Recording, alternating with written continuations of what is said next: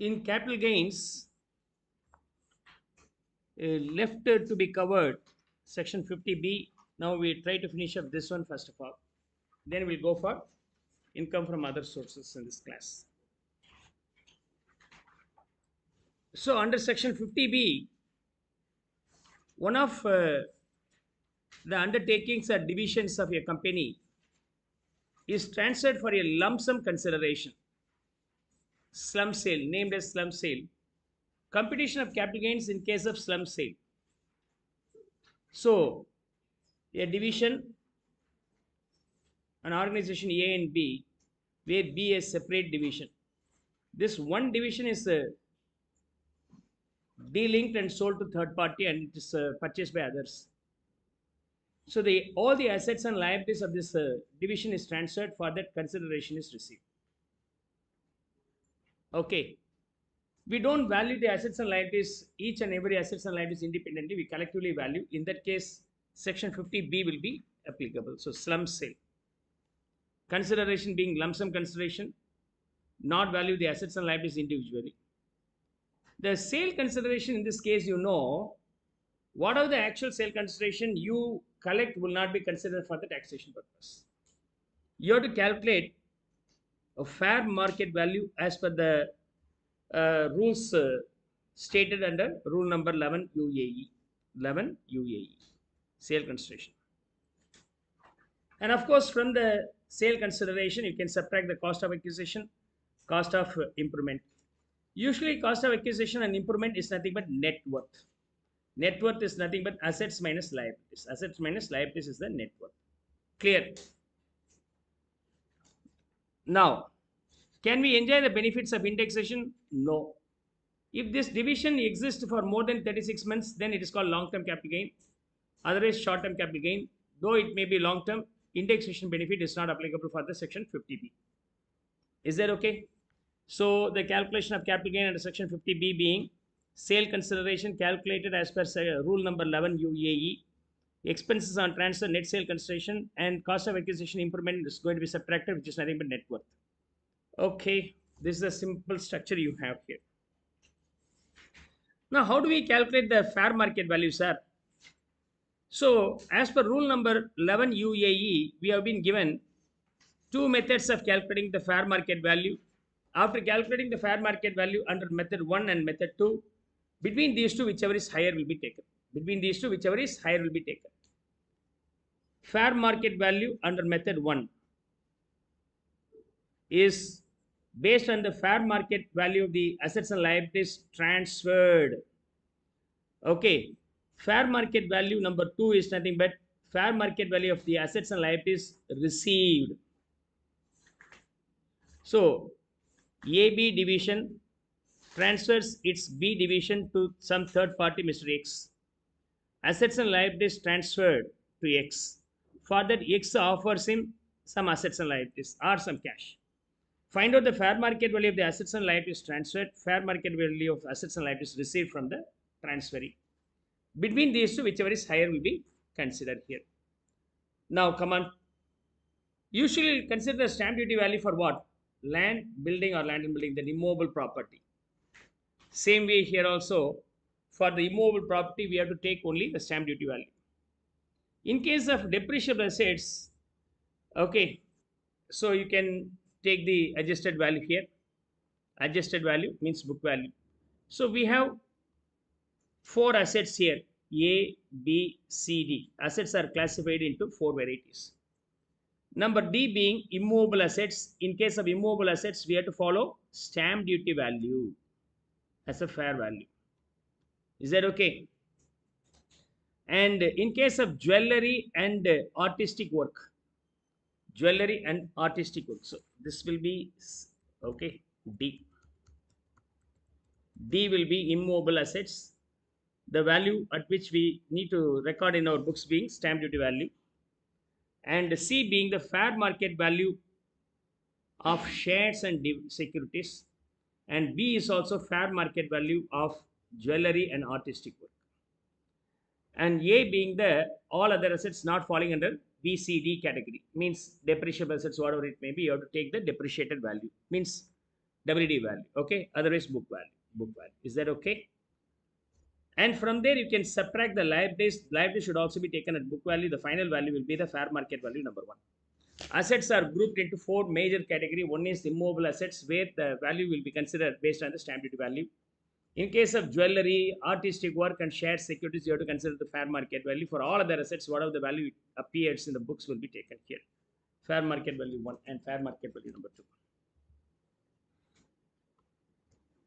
In case of fair market value number 2, again we have four assets F, E, F, G, H. What's that? Similar to D, here also we have H, immobile assets. In return, if we are getting the immovable assets, then stamp duty value will be taken. Okay. And in case of F and G, fair market value will be considered. Okay. Fair market value will be considered. Okay. Like non-monetary consideration. If the consideration being money form, then you can take as it is.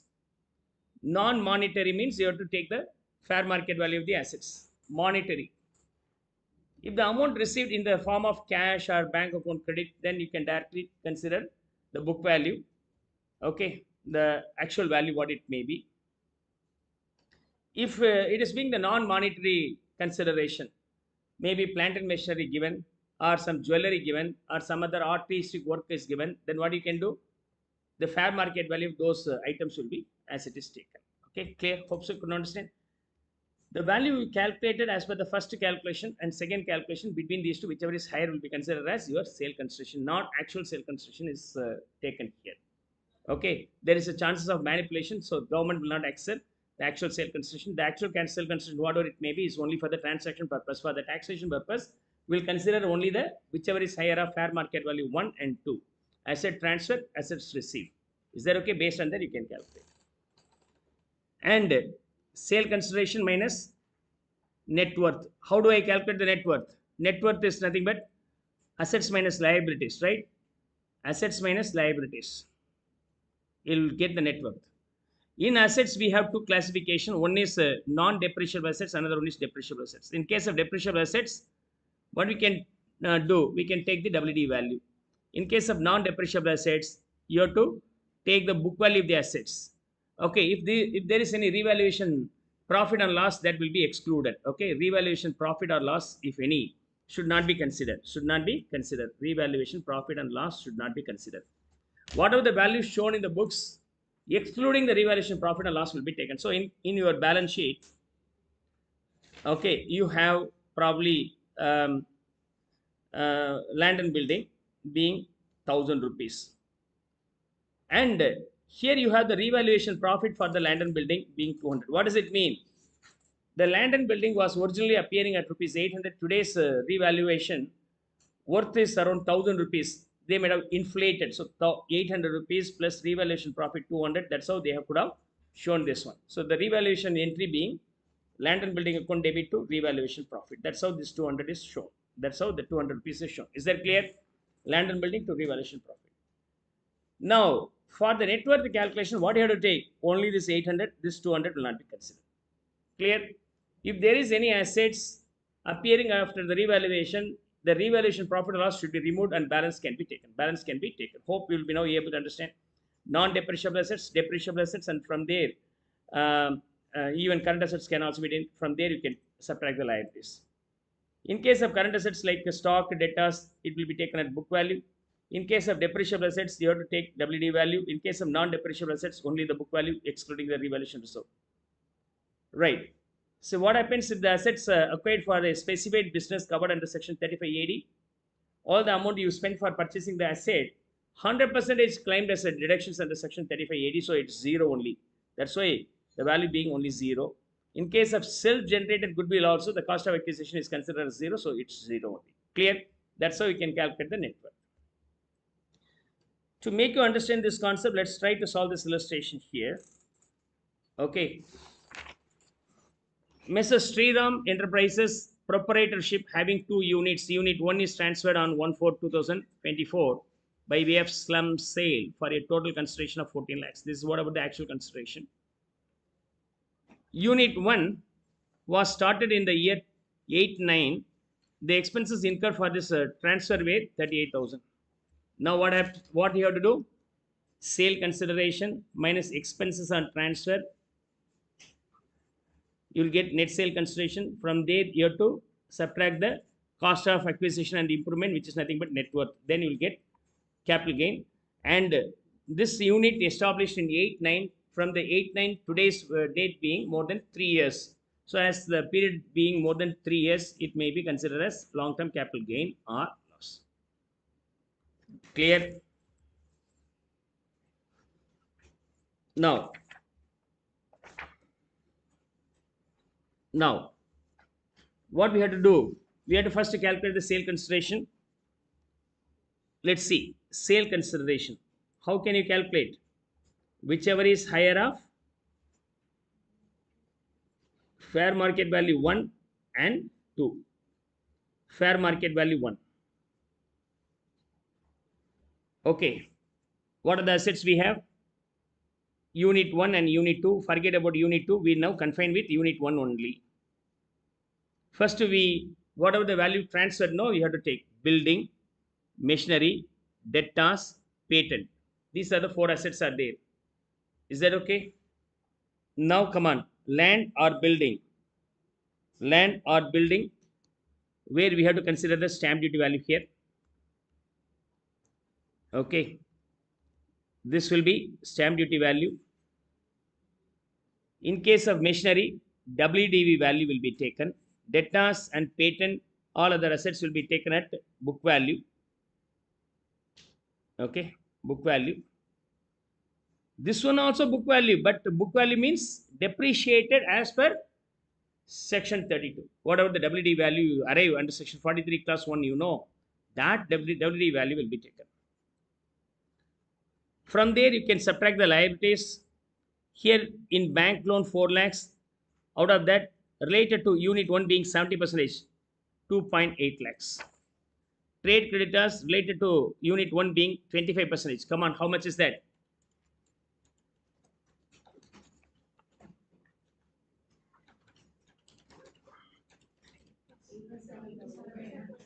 $87,500. $87,500.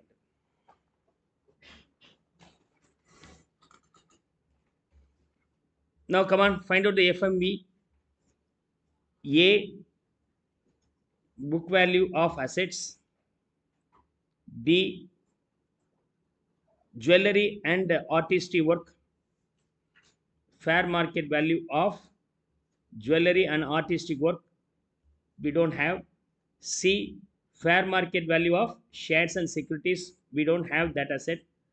D being land and building. In this case, stamp duty value will be taken. The revaluation reserve is created by revising upward the value of building unit 1, and then the stamp duty value being 10 lakhs. So we have to consider only the stamp duty value, which is 10 lakhs. And this 13 lakhs includes revaluation reserve, the revaluation reserve being 5 lakhs. So the book value of this building being 13 lakhs minus 5 lakhs, 8 lakhs. You have to consider the book value of the building after eliminating the revaluation reserve for the calculation of net worth. For the calculation of sale consideration, fair market value is going to be calculated, where the intangible assets, immovable assets are going to be shown at stamp duty value. Okay, land and building will be taken at the stamp duty value. Here the stamp duty value being 10 lakhs, that is taken. For the net worth calculation, you have to take only 8 lakhs. Only 8 lakhs. Now all other assets. Okay, in case of machinery, patents were acquired and on which no depreciation has been charged. Okay, so it is not depreciable assets. And machinery, come on, tell me, book value, total of these three, 8 lakhs 50,000. Okay,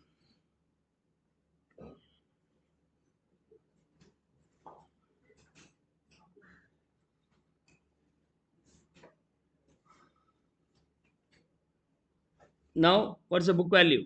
Book value is for machinery, debtors and patent. From there, you have to subtract what? Liabilities. You have to subtract the liabilities. The liabilities being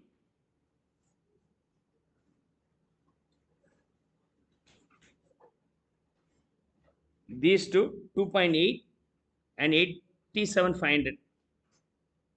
What's the final value? 3 lakhs 67,500. So the fair market value number 1 being 14 lakhs 82,500. Now we'll move on to the fair market value number 2. Fair market value number 2. The entire business sold for 14 lakhs. There is no other than monetary consideration. We get only monetary consideration, then directly you can take 14 lakhs. In case of non-monetary consideration, then you can consider the book value, fair value like fair market value. In case of land and building, stamp duty value can be taken. But here we have not given any non-monetary assets, only money. So the money is worth being 14 lakhs. There is no any confusions with the fair market value or money paid. So directly you can take 14 lakhs. So between these two, whichever is higher will be your sale consideration. So 14 lakhs 82,500. Expenses on transfer being 38,000. Your net sale consideration being 14 lakhs 44,500. Clear?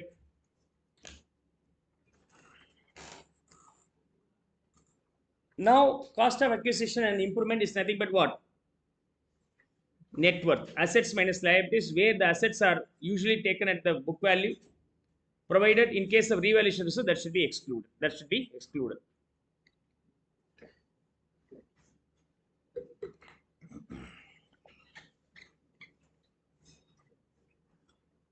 Now let's see.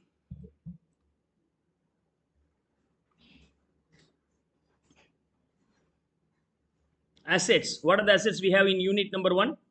13 lakhs. Anyhow, we should remove what? Revaluation profit. So revaluation profit being 5 lakhs. If I remove, then it is 8 lakhs only. So net worth.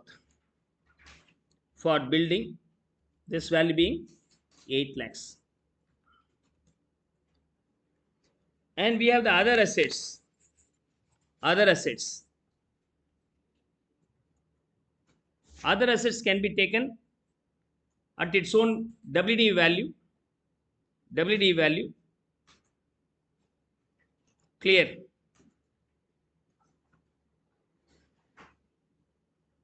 Now, machinery we assume it's a depreciated value, so you can take directly 4 lakhs.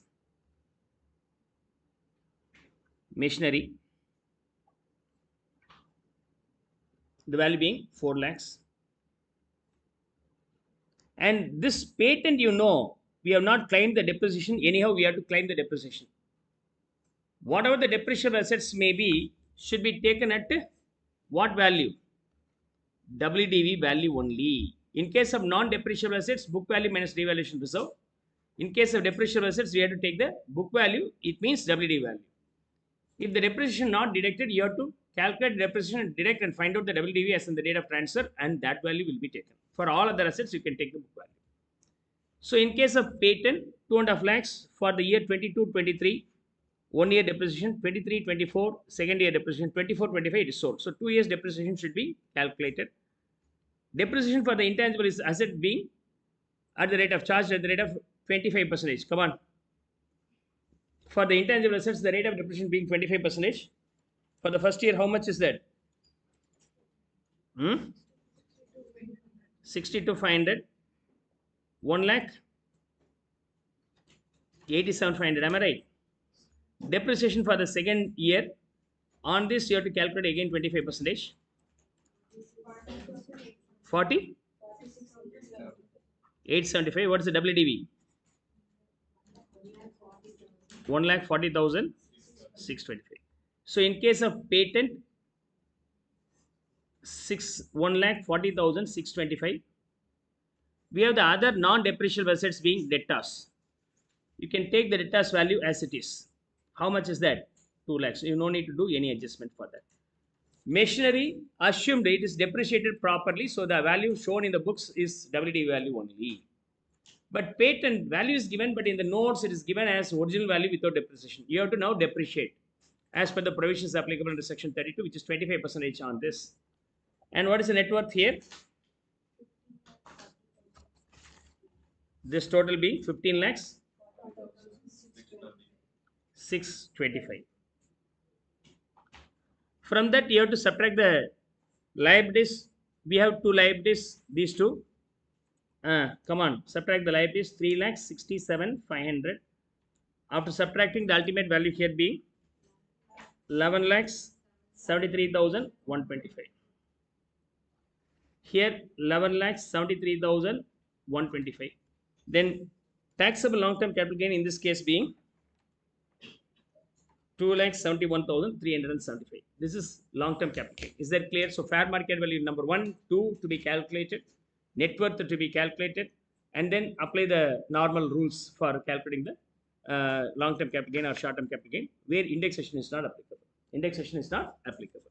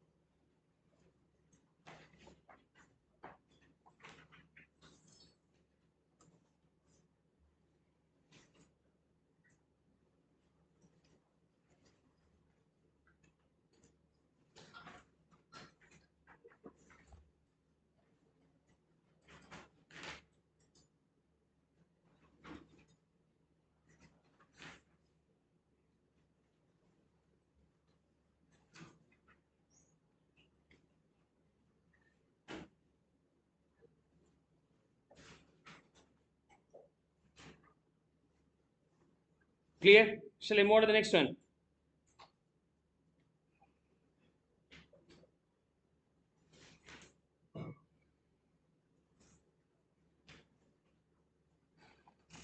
Now,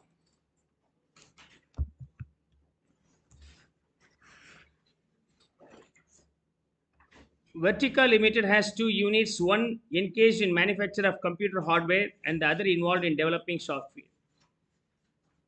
As a restructuring drive, the company has decided to sell its software unit as a going concern by way of slump sale for 385 lakhs to a new company called Smeda. They want to sell software unit, one of the units, right? In which it holds 74% equity shares, and their balance sheet is given here. Software units asset being 200, 110, and 35, and the liabilities for software division being 90, and revaluation reserve and other things are also available here.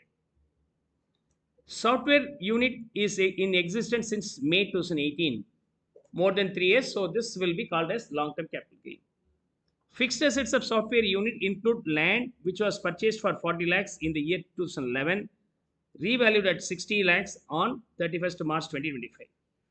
The stamp duty value on 31/3/2025 is 45 lakhs. Now, the original value is 40 lakhs only, revalued at 60 lakhs. 20 lakhs maybe the revaluation reserve should be excluded. Okay, here the land and building, the fixed assets, how much we have? 200 rupees.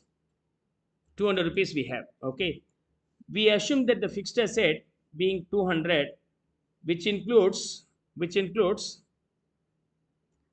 200, sorry, 200, which includes land being 60, and where there is a revaluation profit should be excluded, so only 40 is considered. Okay.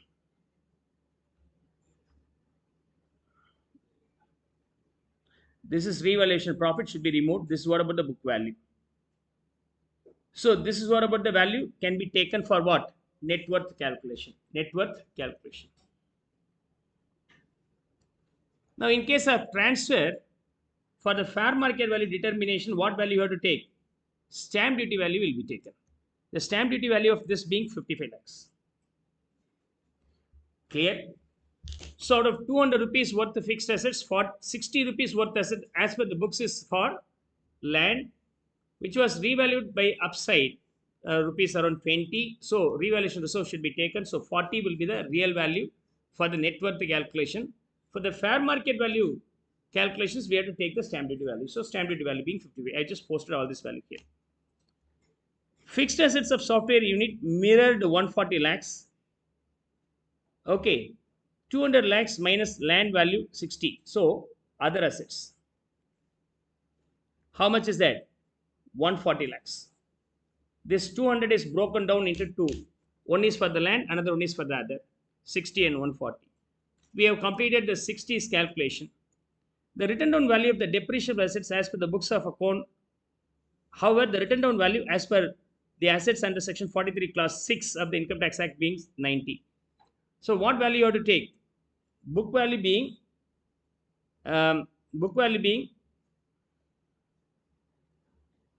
okay. How much is that? Book value maybe 140, but the fair market value for this purpose is 90. Okay. Here, as the land being immovable assets, I have to take the stamp duty value. In this case, I have to take WDV calculated as per section 43 clause 6. Clear? Ascertain the tax liability and all. The other assets book value being only 140. Now come on. Keep this information to solve the illustration.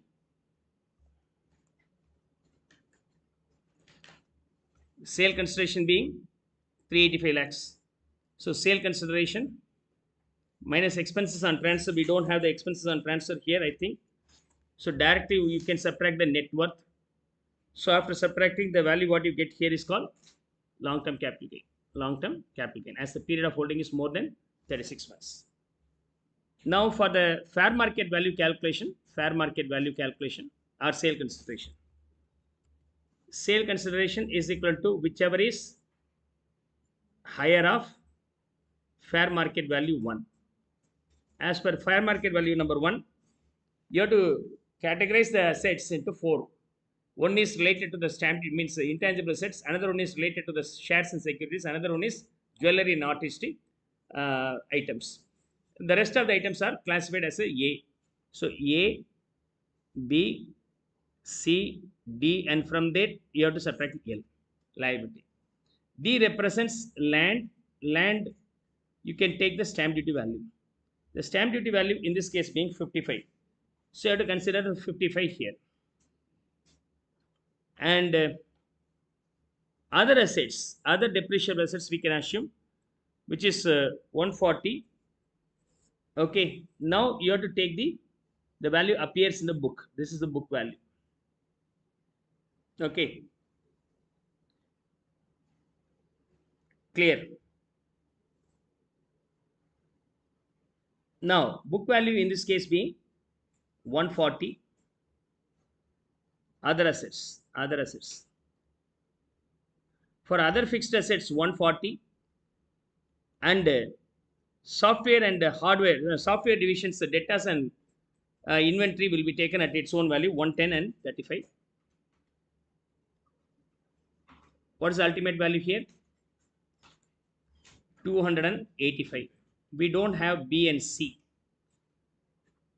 In case of liabilities, we have only 90. You can subtract that 90 directly. In the book, the calculation may be pretty different. You can see that calculation also to get this 90. Now, overall value being 250. 250.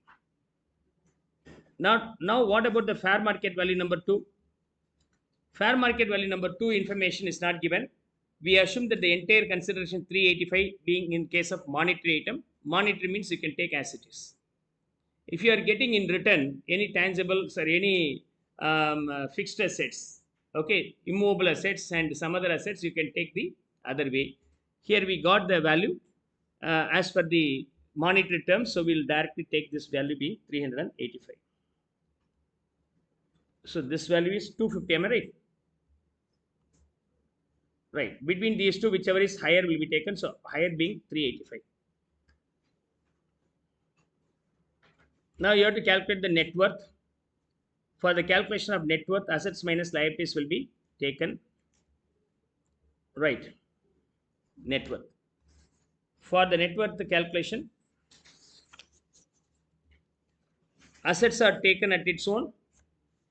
Majority cases book value, except revaluation reserve. So in case of land, you have to take the revaluation, removing the revaluation profit, only 40. Book value is taken. Then we have what? Then we have what we have? Other assets. Other assets being 140. Though it is 140, but the WD value is only 90. This is non-depreciable assets. In case of depreciable assets, I have to take depreciated value as per section 43 clause B. And we have been given the debtors and the inventory. Those things are taken at its own book value 110 and 35. And from that, you can subtract the liabilities. What is the total value? 275 minus current liabilities given here being 90. I have to subtract this after this. Net worth being 185. Net worth being 185.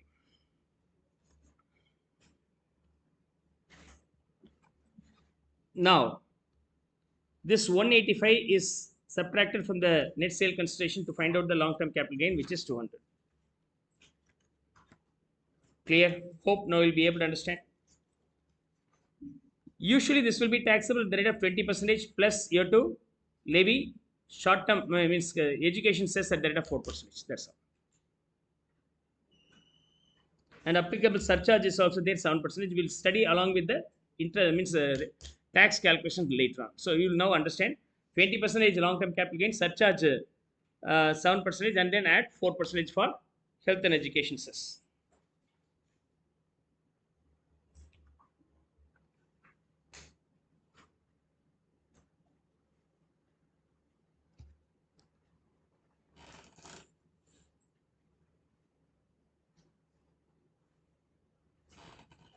Clear? Shall I move on to the next one?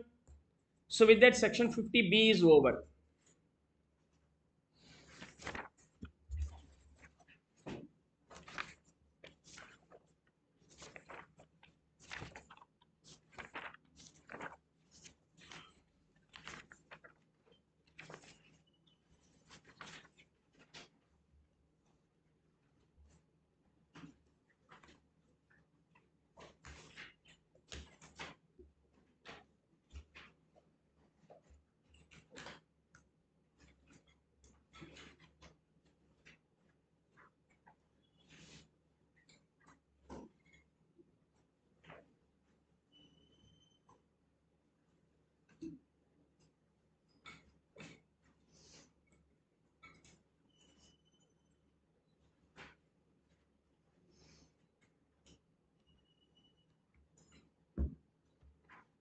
Now,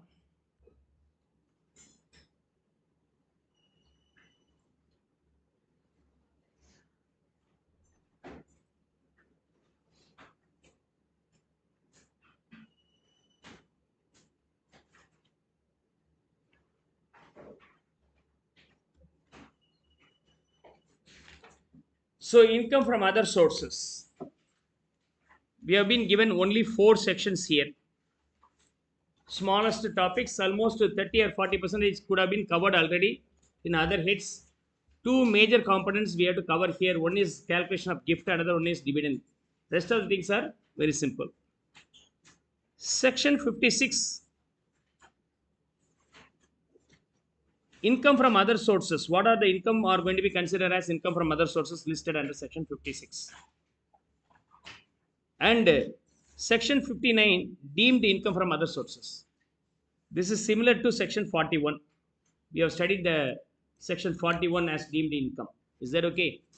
Any deductions earlier claimed later on recovery will be considered as your income.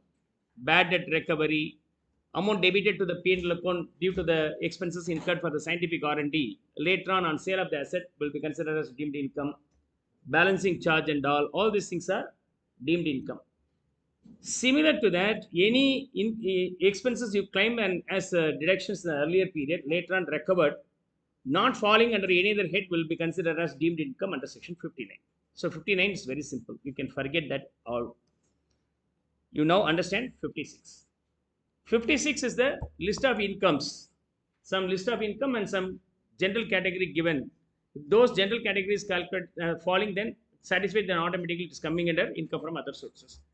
Section 57 is all about deductions, and 58, some expenses cannot be deductible. Come on, tell me, what about the section 58? Expenses not deductible. What happens in case of PGBP? What are the expenses not deductible? Any expenses paid in the form of cash or other than account paid check in excess of 10,000 is disqualified. The same will be applicable here. Any payment to the relatives unreasonable disqualified. The same will be applicable here. And again, what happens? Some other disallowances. TDS. If you make any payment without TDS for the outside India, 100% disallowed. Within India, to the resident, 30% disallowed. The same condition will be applicable here also. It's very simple. So, section 56, class 1, income from other sources is chargeable as income from other sources under this head, section 56.1. Whatever the income may be, this income from other sources is the income chargeable tax, not taxed under salary, house property, PGBP, capital gain. Whatever the income may be, receipts may be not taxed under the earlier 4 heads, also not exempt specifically under section 10 class 6. Then automatically that will be taxable under section 56. Okay, that's all. Some lists are there. So we have been given around 23 items. Okay, 23 items. Let's start with the first one. In case of dividend, we have to discuss in detail. Dividend, we have to discuss in detail. In case of casual income, it is not regular income like winning from lotteries, puzzles, races, betting and gambling like. Right. So in this case, if you are getting any prize money by winning this betting, will be taxable at the rate of 30% flat, and TD is applicable for that also 30%. You cannot claim many deductions. That's what about the first one. Casual income. So whenever it is a casual income, it is always taxable at the rate of 30%. Okay. So you purchased lottery tickets for 1,000. You win the lottery prize, say 1 lakh. Now what is the taxable amount here? 1 lakh is the taxable amount. Nothing can be deductible. The entire 1 lakh will be taxable at the rate of 30%. Clear? Okay. What you might have purchased a lottery ticket for 2 lakhs, but you got one prize for rupees 1 lakh. This is your income. This is your expenses. Expenses will not be considered, but in case of income, it is going to be taxable. That's all. In case of casual income, hope you will be now able to understand the speciality. Winning from lotteries, betting, gambling, and all. Okay. In case of online games, net winning will be considered as taxable income. Even on game, rummycircle.com and all know online gaming. For that also, this will be applicable.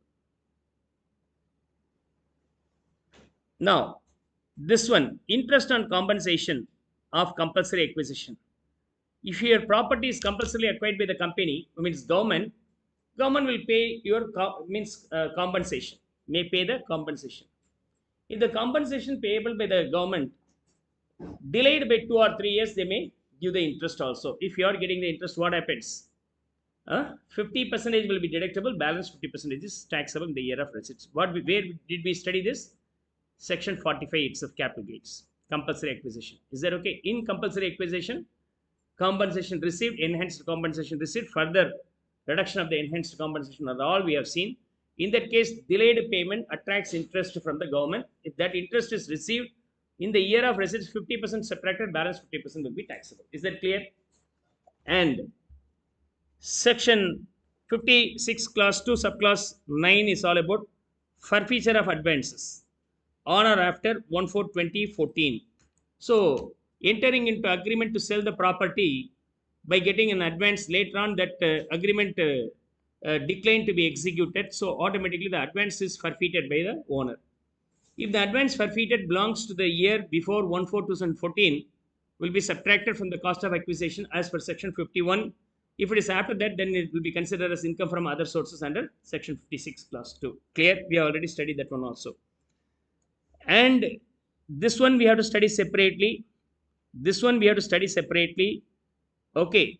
Gift we have to study separately. These three are very, very important. So we have to discuss separately. What are they? One, this one, and this one. These three are going to be studied separately. Leaving that, rest of the other things are very easy. Now, compensation or other payment due to or received by any person in connection with the termination of employment and modification of terms of employment. If it is not falling under salary, we have already studied under section 17 class 3. Okay, profit in lieu of salary. Profit in lieu of salary, termination and modification of contract. So, employment, terms of employment is terminated and later modified, then it will be considered as profit in lieu of salary. Where if it wants to fall under profit in lieu of salary, it should be what? Okay, there should be employer-employee relationship. If the employer-employee relationship is missing, then it will not come under section 17 class 3. Automatically, it comes under section 56. It's very rare. Most probably, this will fall under salary itself, right? If it is not so, then it will fall here. Clear? And similarly, any sum received by an employer from his employees as a contribution to PF, superannuation fund, etc. Also, we have studied in PF chapter, right? In case of PF chapter, any interest if you are receiving for the what's that, unrecognized provident fund, okay, the interest on owners means the employee's own contribution will be considered as income from other sources. Similar condition will be applicable here. And if you are investing in any securities, okay, and you are getting the interest, then that interest is also be considered as your income from other sources only. Okay, provided that securities should not be held as stock in trade. If the security is held as a stock in trade, that interest will be considered as PGBP. If you are purchasing the bond, securities, or debentures, whatever it may be, as an investment, interest received from that will be considered as income from other sources. Is that okay? And renting of plant and machinery and furniture. Renting of plant and machinery and furniture. Is that okay? So, if you are letting out your house property, this will come under income from house property. If you are letting out other than house property, like plant and machinery, check whether you are doing this as a regular business or not. So I have the plants and machinery, sir. Suddenly one of my customers wanted for a temporary reason, so I issued for allowed him to use for temporary purpose. He gave me the rent. Then that will be not considered as business, not considered as house property rental. So automatically it falls under income from other sources. And in income from house property, we learned that what's that? Composite rent. Composite rent. So land and building along with plant and machinery let out. Plant and machinery let out. Then if it is separable, now the question is it separable? Okay, yes.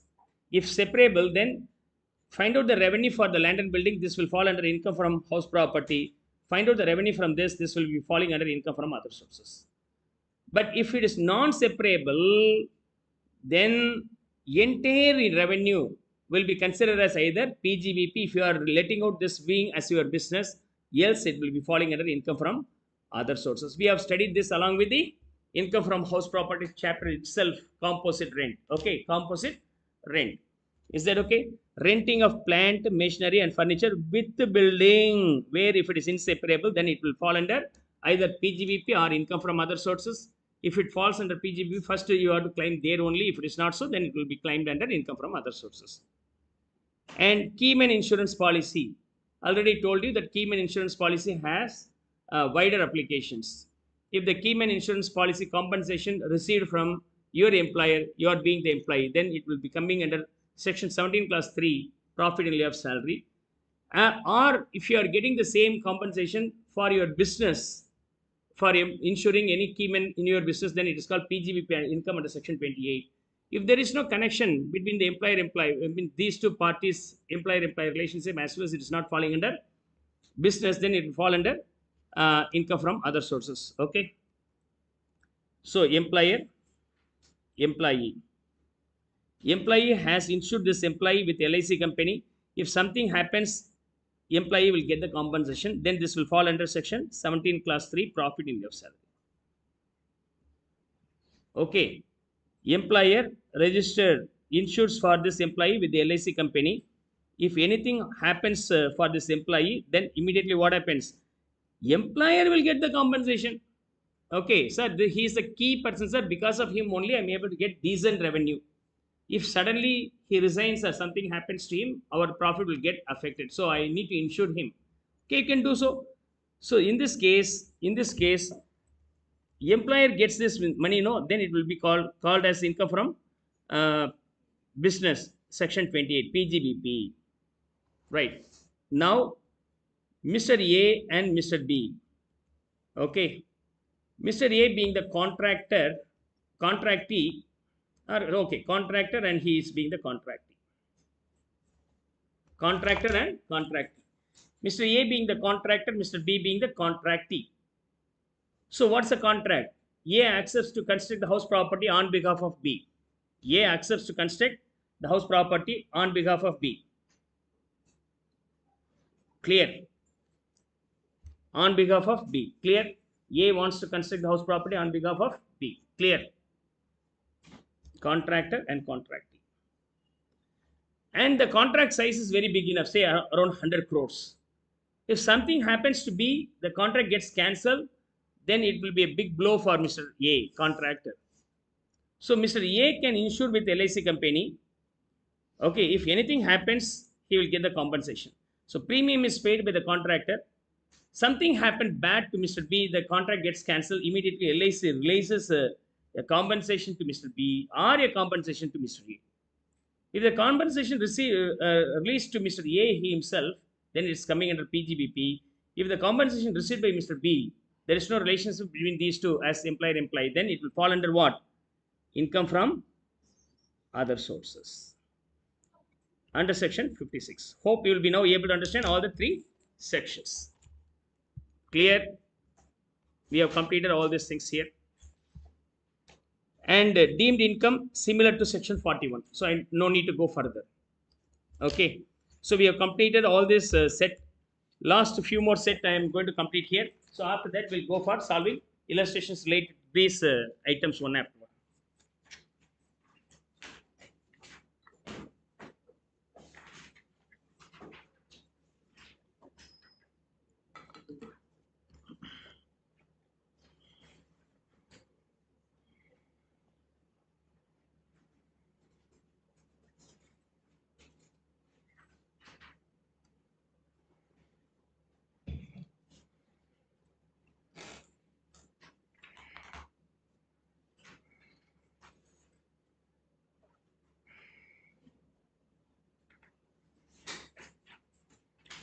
Now,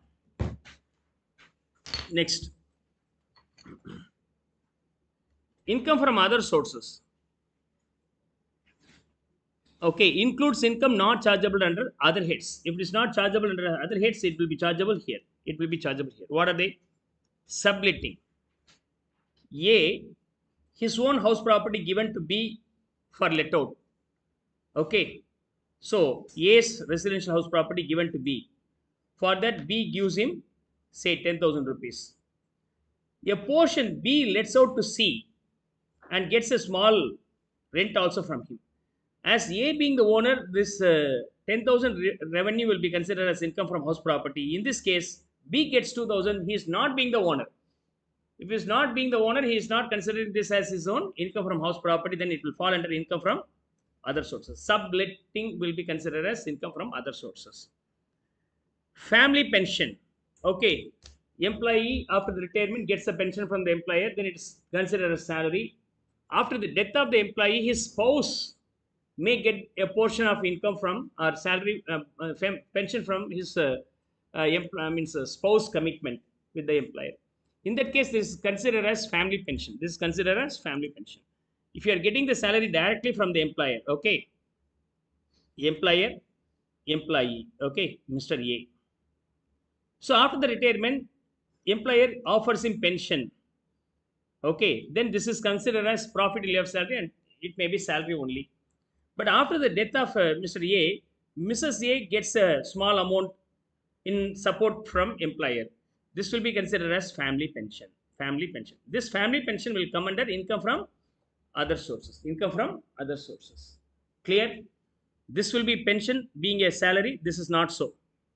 Now, if you invest in the banks or company deposits or loan given, okay, any interest received on that will be coming under income from other sources only. If you are investing that in the post office savings bank account, whatever the interest you receive from the post office deposits, up to 3,500 per individual person account will be exempted. 3,500. If you are receiving interest from the deposits you made with the post office, say 6,000 rupees, 3,500 is subtracted, balance 2,500 is taxable. If the interest received being only 2,000 rupees, up to 3,500, anyhow restricted to the income, so nothing is taxable. Is that okay? If it is being the joint account, A and B together with open collectively, then this number 3,500 is increased to 7,000 rupees. This benefit is available only if you are getting the interest from the post office deposits. Okay. Remuneration from other than employer. If you are getting the remuneration from the other than employer, like answer script evaluation by the teachers, probably college professors and teachers may be working under XYZ management in a school. But for the paper valuation, they may be sent to some other institutions also, where XYZ school sends their staff to work for paper valuation in another school where they get the salary from the other school. So then automatically this will fall under income from other sources. Rent from vacant land, income from other sources, royalty income not falling under the other cases, or PGBP income from other sources, director sitting fees, other sources, agricultural income land located outside India. If it is in India, exempted. If it is located outside India, then it is coming under income from other sources. MP, MLA, MLC, so those are not considered as taxable salary because they are representative of the people. So there is no employer-employee relationship. So it is not salary. We have studied that in the salary chapter. Here then, as it is not salary, it is taxable under income from other sources. And IT refund if you are getting, okay, income tax you paid, but after sometimes you realize that the interest you paid, means income tax paid is higher than the requirement. Government refunds that. While refunding, if they delay, they will offer the interest also. So interest on IT refund. IT refund is not income, but interest on IT refund is your income. So hope I have completed all the sections here. Clear? So income from other sources is very simple. Most probably, what are the points you have to understand? Let me finish up all those things here. Okay. Casual income and interest on compensation, forfeiture of advance. Okay. Of course, dividend you have to study separately. Gift you have to separately you have to study. Rarely this one also be expected. Rarely. Dividend and gift you have to study in detail. Apart from that, you have to study this one. You have to study this one. You have to understand this one. And then here, you have to understand this set. So 3, here 4 item, only these 3. And here subletting 5, family pension 6, and that's all. Only 5 or 6 item you have to keep in your mind. Rest you can guess yourself. You are not memorize and reproduce as the same order. The same order. Dividend, gift. If I complete gift, almost 50% syllabus over like in this topic. Okay, and dividend also. Let's see. Section 56 is completed. 57 is all about deductions. Okay, here second item. What is that? Sorry, not second item. I'll start with 6th item. What is that?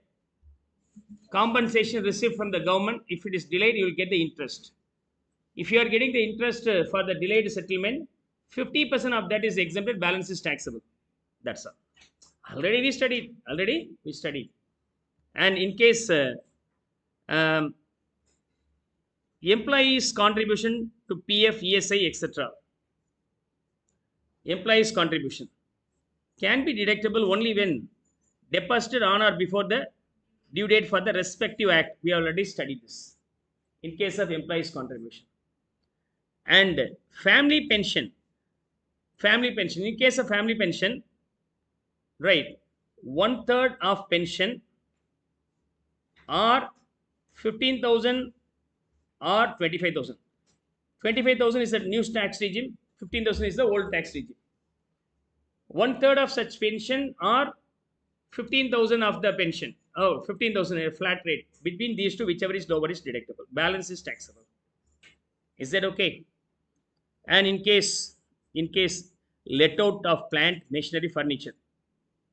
So plant, machinery, furniture, and building letting out is not done as a business. If you are doing this as a business, then it will fall under PGBP. If you are not doing this as a PGBP, occasionally you will let it out and get the revenue. Then what happens? It will not fall under PGBP. It will fall under income from other sources.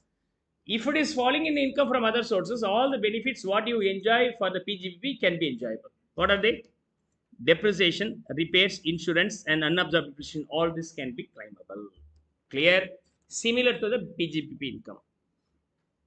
In case of other income, not being capital expenditure, not wholly spent, can be deductible. Whatever the income you generate related to that, expenses incurred not being the capital nature and fully spent for this purpose, then you can claim. Section 38 we have studied now. So under section 38, the PGBP expense, the asset is not used wholly for the business purpose, then you can claim the deductions only proportionately. The same happens here also. Okay. Now these two cases, dividend and interest on securities. In case of dividend and interest, I borrow and invested in the bond, sir. For the investments, I am getting interest. You have to pay the tax. Okay, no problem. But for investing, I borrowed, no, sir. For that, I am paying interest. Sir. Can I claim the deduction? Of course, you can claim, but not fully. Only 20% of your interest receipts can be claimable. Okay, interest paid maximum 20% for the loan taken for such investment. And of course, reasonable commission can be claimable, not beyond that. Okay, so your borrowings being 1 lakh, 100,000 or 100,000, and investment made being 100,000. For the investment, you are getting 10% interest. For the borrowings, you are paying 8% interest. Okay, then what happens? Interest income being 100 into 10%, 10 minus interest expenses being 100 into 8%, 8 rupees, but anyhow restricted to only 20%. So 8 or 2, whichever is lower, only 2 can be deductible, balance 8 is taxable. The same is applicable for the dividend also. The same is applicable for dividend. Okay, other than dividend referred under section 2, class 22, subclass F. That you can learn it later on. Hope in deduction chapter, dividend and interest only 20%. Employees contribution already we studied under section 36. Let out not falling under the PGBP will be studied similar to the PGBP. Family pension, 1/3 of such pension or 25,000, whichever is lower is deductible in case of default tax regime, means new tax regime. Old tax regime means the limit is only 15. Interest on compensation, 50% is subtracted in the year of receipt, balance is taxable. Other income, whatever the revenue expenditure can be deductible. Section 58, what are the deductions not allowable? Personal expenses, naturally not allowed. Payment outside India without TDS not allowable under section 40 class A, like. And in case resident, 30% disallowed, also we studied. Unreasonable payment to the relative under section 40A class 2 we already studied. And payment of cash in excess of 10,000 also disqualified under section 40A class 3. Whatever the things you learn for the PGP, reproduce here under section 58. Under section 58. Clear? Now, method of accounting. Income from house other sources is taxable on cash basis or mercantile basis. The method regularly followed, like PGBP. PGBP also either you can follow cash basis or mercantile system. The same is applicable for the income from other sources also. It is also similar to the PGBP except interest on compensation. Except interest on tax compensation. For all the other things, it's your choice. Either on cash basis or mercantile basis, you can follow.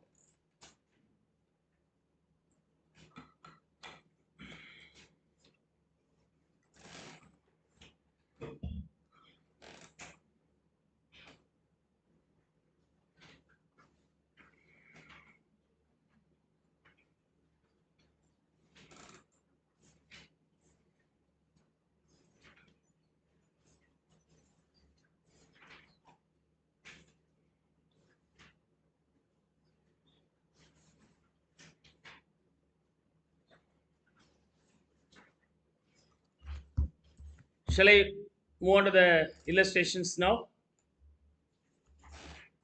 Winning from lottery is taxable at a rate of 30%, subject to applicability of surcharge and health and education cess 4%. You cannot claim any deduction. You cannot set off carry forward also. No adjustments for unexhausted basic exemption limit. These are the main point you have to understand. Okay, up to 3 lakhs not taxable, up to 2.5 lakhs not taxable. Like we have no, even though you don't have income, you have only 1 lakh. Sir, I don't have any income. You told me up to 2.5 lakhs, no taxable, no. Can I enjoy that benefit? No, this is not available for the winning from betting, gambling and lottery. In case of unexplained income, Section 115 BBE will be applicable. Tax rate being 60%, surcharge 25%, health and education says 4%. Overall, you have to pay 78%. Okay, already we have studied, no? Any income remains undisclosed. And income tax department found and asked for the clarification. If you are not able to give the proper clarification, it will be taxed to 2 times of the normal tax. 30, you have to multiply another 30, means 200%. Otherwise 60. And surcharge is also applicable at the rate of 25% on that. 60 into 25% being 15. So 75. On that 4% health and education cess will be addable. So 78% tax will be leviable on unexplained income. Right.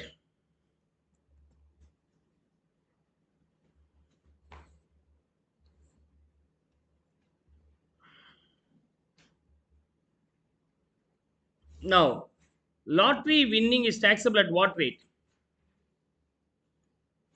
30%. If surcharge is not applicable, health and education says at the rate of 4%, 1.2% will be addable. So 31.2%. Is that clear?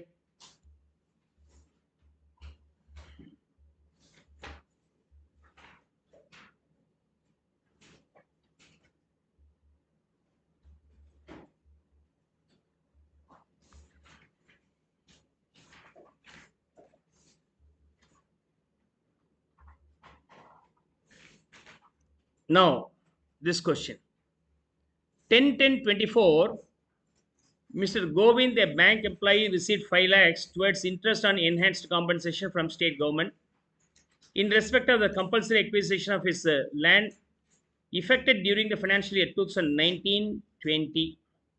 Compulsory acquisition happened on this. So, as the payment is delayed, 5 lakhs interest and compensation is delayed compensation to received. Out of this interest, 1,50,000 related to year 21-22 and 165 related to 22-23 and 185 related to 23-24. He incurred 50,000 by way of legal expenses. All this money received only in the previous year 24-25. No, in the year of receipt, okay, you can subtract 50%. Balance is taxable. Balance is taxable income from other sources. Come on, what is the total? 5 lakhs. 50% being 2.5 lakhs is subtracted. 2.5 lakhs is taxable in the previous year 24-25. Is that clear?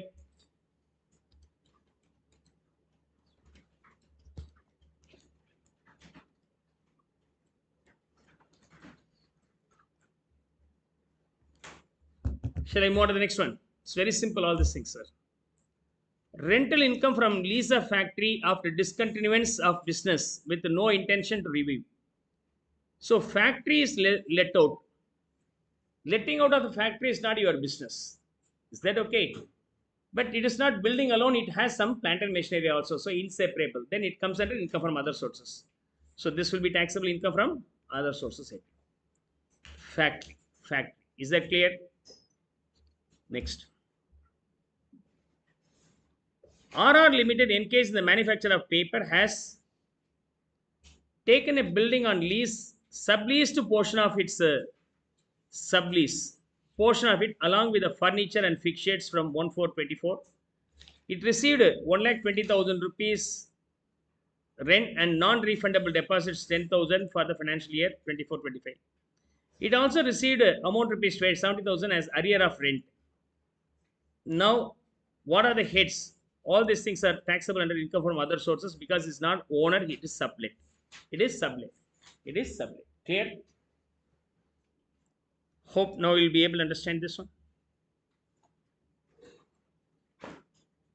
Now, Q received a family pension of 54,000. How much is chargeable to tax? Default tax regime, optional tax regime. Whichever is lower is deductible. What is that? 1/3 of such pension, and second one being 25,000 flat. 1/3 of this much, how? 18,000, limit being 25,000. Between these two, whichever is lower, 18,000 is subtracted from 54. What is the taxable amount? Under optional, whichever is lower of 1/3 of pension, and second being the limit. Second being limit 18,000 and this is 15,000. Between these two, whichever is lower, 15 is deductible. So 54 minus 15,000, 39 is taxable. Clear? We got this value.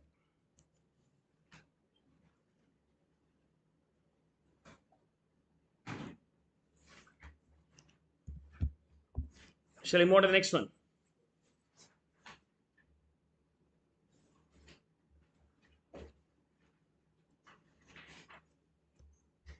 Mr. Somu placed a deposit of rupees 20 lakhs in LMN Bank, on which he is eligible for interest 1,90,000. So interest received 1,90,000. He also borrowed 7 lakhs from the bank on security of this deposit. He keeps the deposit security and borrows. The amount borrowed was used for his medical expenses and daughter's education. Interest on amount borrowed being 63,000. Can we subtract the interest paid? No, not eligible. You have to borrow stating that this borrowing is for investment. So there should be connection between borrowing and investment. Here the borrowing is for medical treatment, investment is separate. So the interest from the investment will be considered as income from other sources. The borrowing interest is totally different. It's related to the personal reason, cannot be deductible. So entire 1,90,000 is taxable. So he offered net interest income 127. Will he be correct? No, he is not correct. No, he is not correct.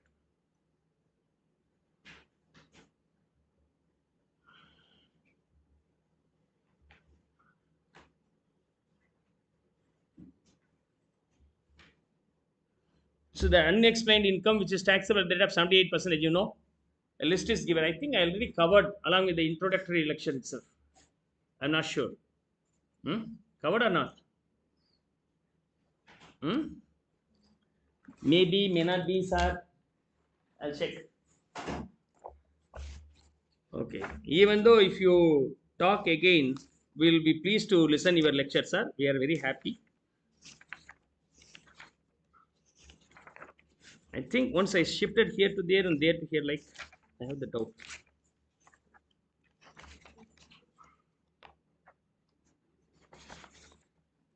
Maybe.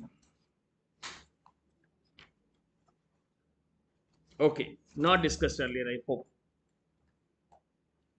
Let's see here. Unexplained income. If there is a cash credit in your bank account,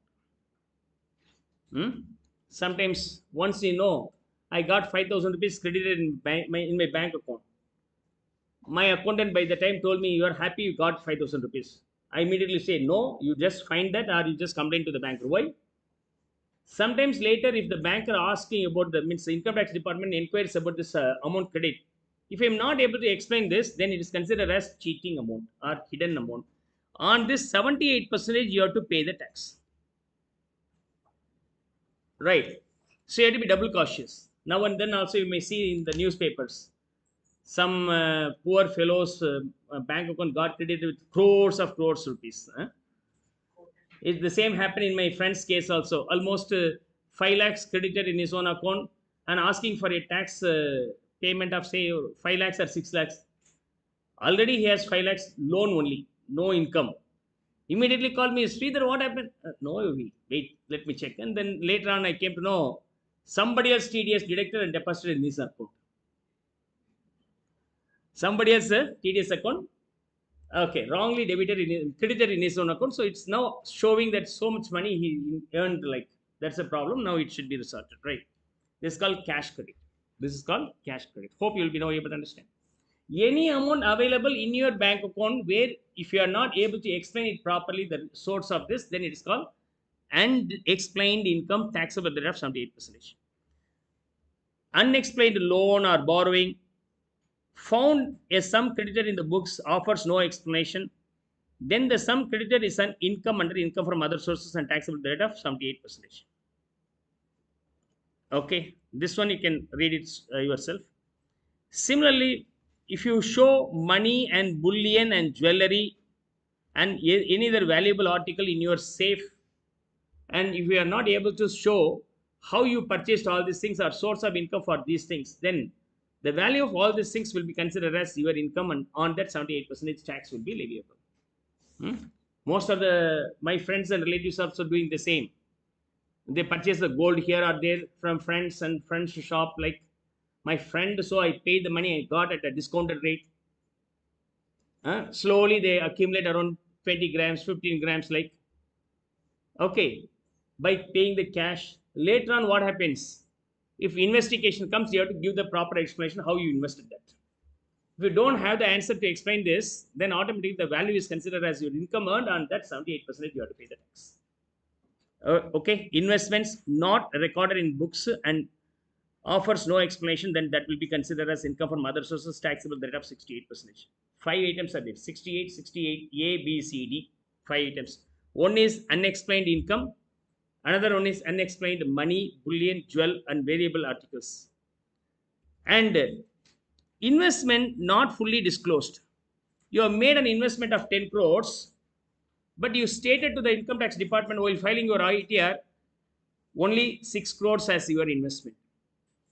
If the department inquires, what about the another 4 crore rupees, sir? You have shown investment made lesser. How did you make your investment being 10 crores? If you are not able to explain the proper answer for this, then this is considered as your income. On this 78% will be your income. Also similar to section 69A, except recorded but not fully recorded. Lucky Motors Private Limited has shown in the balance sheet an amount of 10 lakhs as share application money received from 5 individuals during the previous year 24-25. Okay. What will be the consequences if the assessing officer in the course of assessment under section 143 clause 3 calls for explanation from the 5% and explanation offered by them are not found?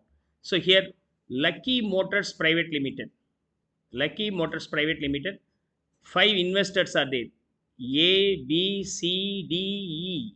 5 investors. Lucky Motors says in their balance sheet, we got the investment of rupees 1 lakh each from these 5. Income tax department never bothers about this one.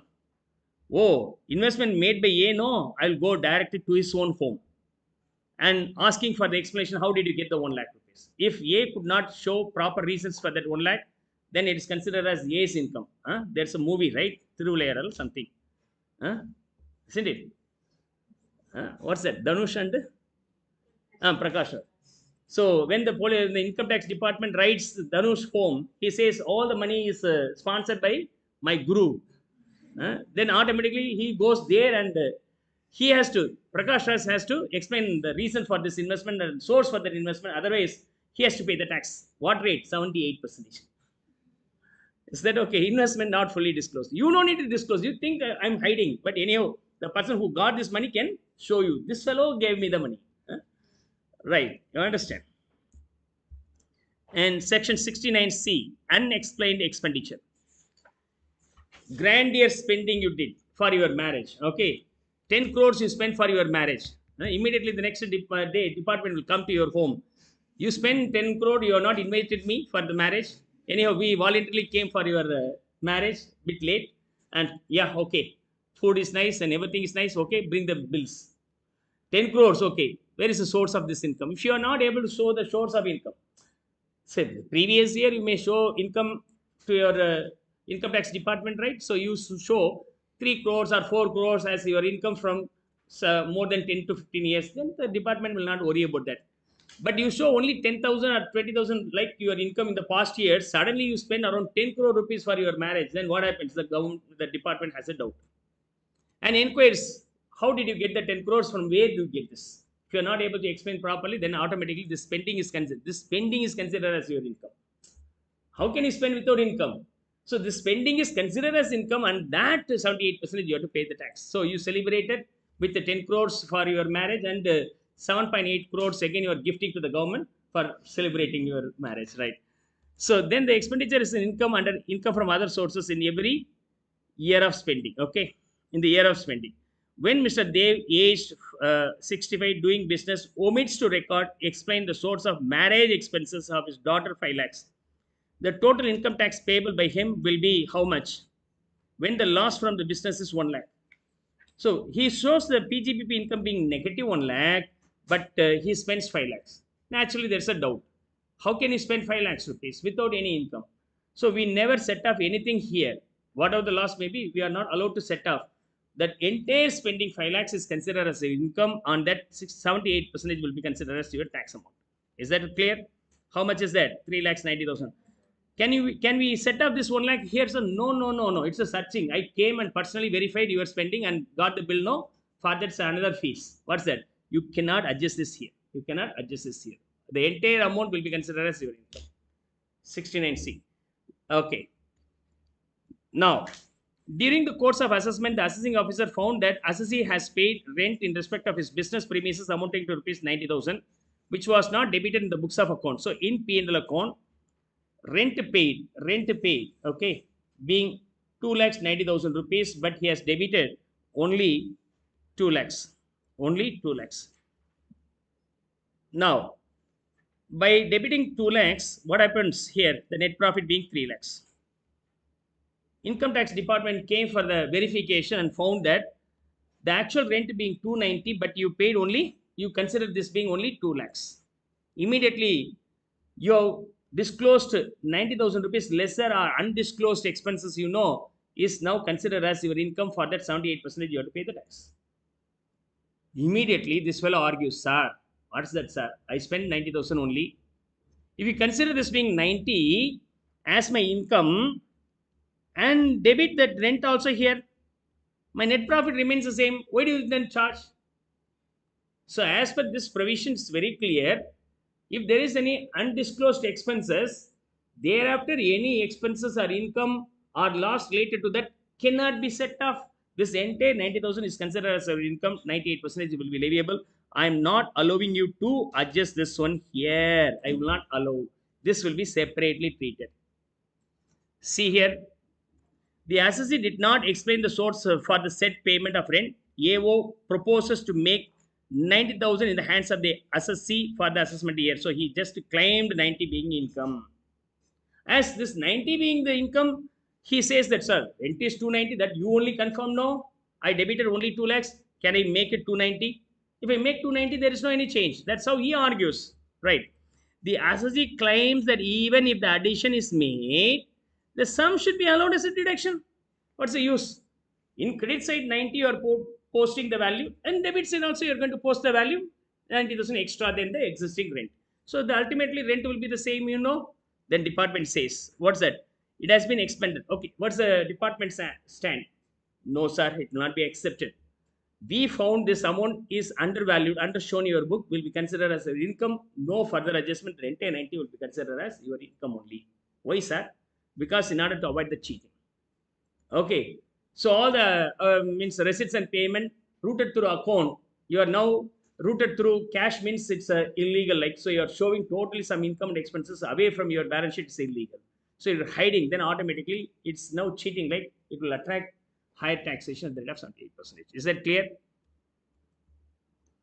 And even if you borrow or repay later on, if I am borrowing from your friend or repaying to your friend, without in the form of account pay check or routed through NEFT and RTGS, that while either borrowing or refund, returning that loan will be considered as your income. On that, you have to pay 78%. Borrowing. So, how many of you borrow from your friends now and then? Give me 200 rupees. If you are getting 200 rupees or 500 rupees from your friend and you are repaying later on, not routed through GPay account or bank account, only by way of cash, that 500 will be considered as your income. For that 78%, you have to pay the tax to the government. Will the government come? Definitely not so, because they have to come to your home by using Innova car with the team, and for that petrol cost also not recoverable. So what's the use? So they will not come. Up to 500. Then what will they do? Let the habit may grow. Rather than 500 rupees loan, it may be 15 lakhs rupees loan, and then it may be 150 crores. Then they will come, because now it's worth it to come and take the ride on you. Let the fault may grow further. So either on borrowing or repaying, even with interest, is considered as income from other sources. Either it may be at the time of borrowing or at the time of, not both the time, at the both the time. So we have seen 5 items here. Section 68, unexplained cash credit in your books. A, money bullion investment, and B, under investment are disclosed not fully. Expenditure C, and borrowings and repayment not being in the account format. Is that clear? Hope you'll be now able to understand all these things.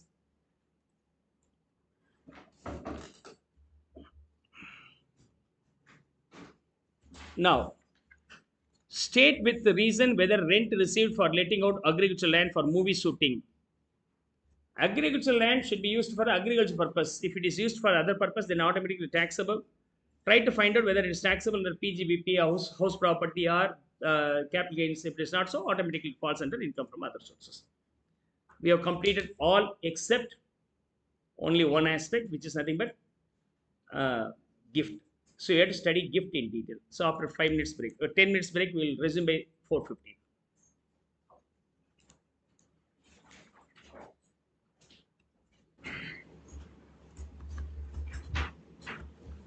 So now let's start with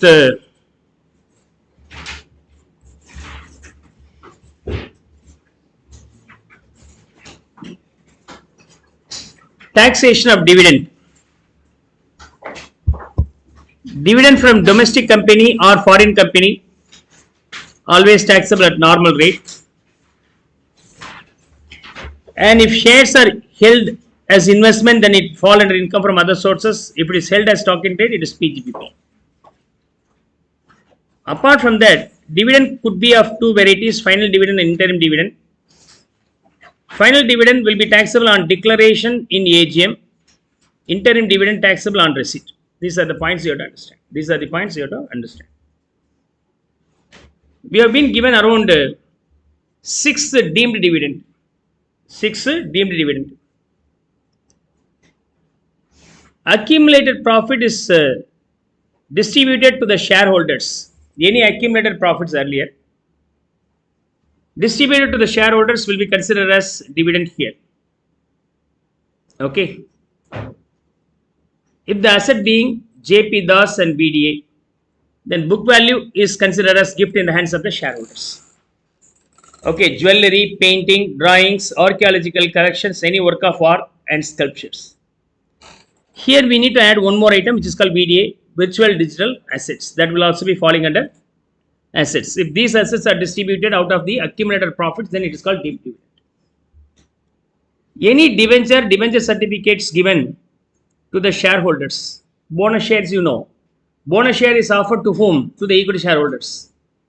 Then it is not considered as a dividend. It's the usual provisions. Other than if the debenture or debenture certificates given, it's not bonus shares, then distribution of debenture deposit certificate will be considered as deemed dividend. And bonus share is given to whom? Only to the equity shareholders. If the bonus share is given to the preference shareholders, then also it is considered as deemed dividend. Under section 2, class 22, subclass B. Okay. We have the preference share capital, equity share capital. We can issue what? Debenture and deposit certificates to preference shareholders or equity shareholders, that will be considered as deemed dividend. If the equity share capital is also offered to the preference shareholders, then it is called deemed dividend. If it is offered to the equity shareholders as a bonus shares, this will not be considered as deemed dividend. So three aspects are there. Debenture, deposit certificates given to the preference shareholders at free of cost, or equity shareholders will be considered as deemed dividend, will be taxable. Equity share capital usually offered to the equity shareholders as a bonus share will not be considered. But if it is offered to the preference shareholders as a profit, then it is called deemed dividend. Distribution of debenture, deposit certificate to shareholders. Shareholder includes equity and preference shares. Bonus shares given to the preference shareholders only. Okay, not to the equity shareholders. Then it is called deemed dividend. And section 2, clause 22, subclass C. Distribution of accumulated profit on liquidation of the company distributed, then it is called taxable deemed dividend. Already we studied along with section 46, liquidation case. We have studied this along with liquidation case. And D, distribution for capital reduction from accumulated profits. If the capital is going to be reduced from 10 rupees to 7 rupees shares, excess amount is refundable, like, okay, to the shareholders other than preference shareholders will be considered as dividend here. And these things are small items you have to understand. Then E is very, very important here. A closely held company, which is otherwise named as not substantially held by the public. We have already studied the definitions of company in the very beginning of the lecture itself, important definitions. Where the shares are held by a small team itself, not held by a large group, then it's called closely held company or public not substantially interested. For example, XYZ and Co. private limited company. Okay, this is a closely held company. Closely held company. Right. Here, A being one of the shareholders. Okay. He has a share here 10% or more. 10% or more. Okay. Now, in that case, if this private limited company gives him any loan or advance, to the extent of accumulated profit will be considered as deemed dividend. Deemed dividend. As closely held company means only a small group is dominating.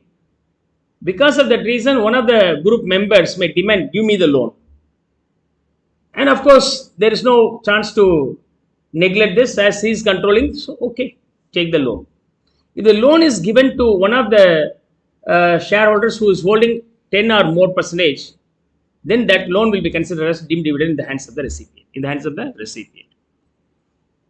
And that loan taxable to the extent of accumulated profit. The loan given is 1 lakh, accumulated profit being 1,50,000. The entire 1 lakh is deemed dividend. Okay, if the loan is 1 lakh, accumulated profit is only 50, then only 50 will be considered as deemed dividend.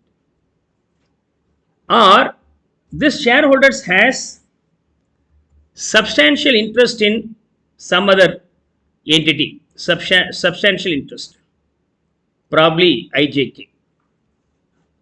What is called substantial interest? Already we studied that along with the related party scenario. In case of company, more than 20% held as a collectively by the family members. In case of partnership firm, PSR being 20, profit sharing ratio being more than 20%, then I will be considered as substantial interest. So I am holding more than 10% share in XYZ private limited company, which is a closely held company. Simultaneously, I have the substantial interest in IJK, either firm or company. And I demand XYZ to advance loan to IJK. Then this is also considered as deemed dividend under section 2 class 22 subclass E. Clear in these two scenarios. Provided A actually gets the advance for regular business purpose. Probably XYZ Limited demanded A to go and purchase a plant and machinery. He says, okay, I'll go and purchase. What happens if I'm satisfied? If you are satisfied, you purchase immediately. Okay, money, take 5 lakhs advance. Go. If you are satisfied, pay and get. Now I'm getting 5 lakhs from the company, not for my personal requirement, it's for the purchasing some other assets meant for the XYZ. Then that will be considered as advances for the business only, not related to the personal, not considered as dividend. Okay. Now, payment by the company as advance or loan. Whom? To the shareholders holding more than 10% of voting power. Not fixed rate of dividend shares. Means it should not be preferential capital. It's what about equity shares. Or to a concern where such shareholders have substantial interest. Or IJK. For IJK, loan is given where IJK A is also having substantial interest. Or on behalf of for the individual benefit of such shareholder, some other benefit for him. In all this case, this will be considered as deemed dividend to the extent of accumulated profits. Otherwise, the loan or accumulated profit, whichever is lower, will be the deemed dividend. Loan given in the ordinary lending business. If XYZ itself a lending banking business, then of course banking business gives the lending to anybody. As I am being the shareholder, I am also eligible for getting the loan. Will it be possible? Of course, it's available.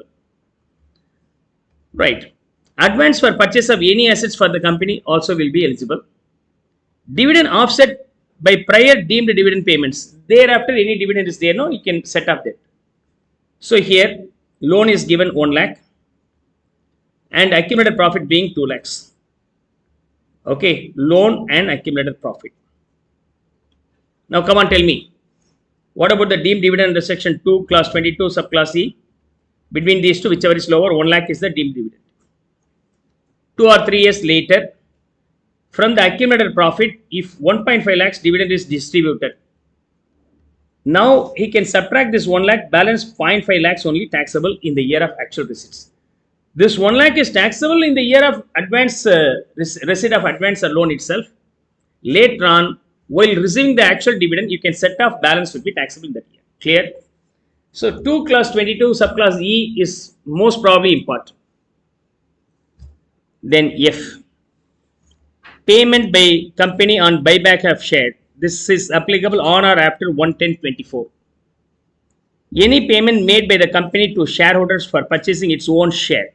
Okay, buyback shares. So automatically this will fall under deemed dividend, and this is in association with or in comparison with the section 46A. You can study. I leave this to be discussed by yourself later on. Okay. So the accumulated profit, amalgamation, substantial interest, everything already explained. So it's given here. Now come on, we try to solve this illustration. Rahul holding 28% equity shares in the company. 28%. Took a loan of rupees 5 lakhs from the same company. On the date of granting loan, the company had accumulated profit 4 lakhs. The company is engaged in the manufacturing activity. It's not lending activity. Is the amount of loan taxable as deemed dividend? If the company is a company in which public are substantially interested, company should be closely held company. Only then section 2 class 22 subclass E will be attracted. It's public substantially interested company. No, it will not fall under deemed dividend.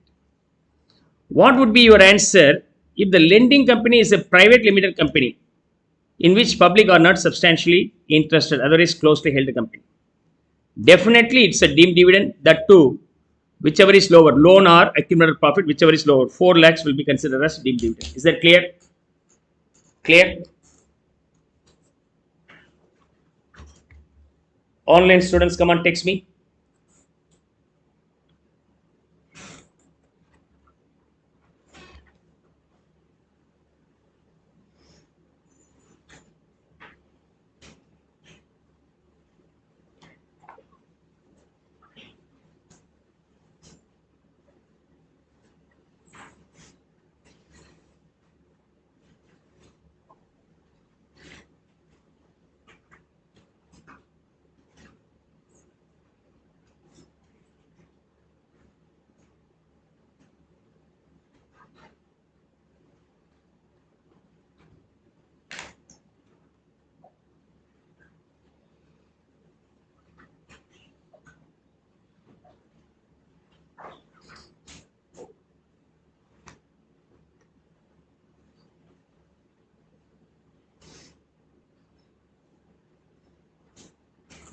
Now let's move on to the next one.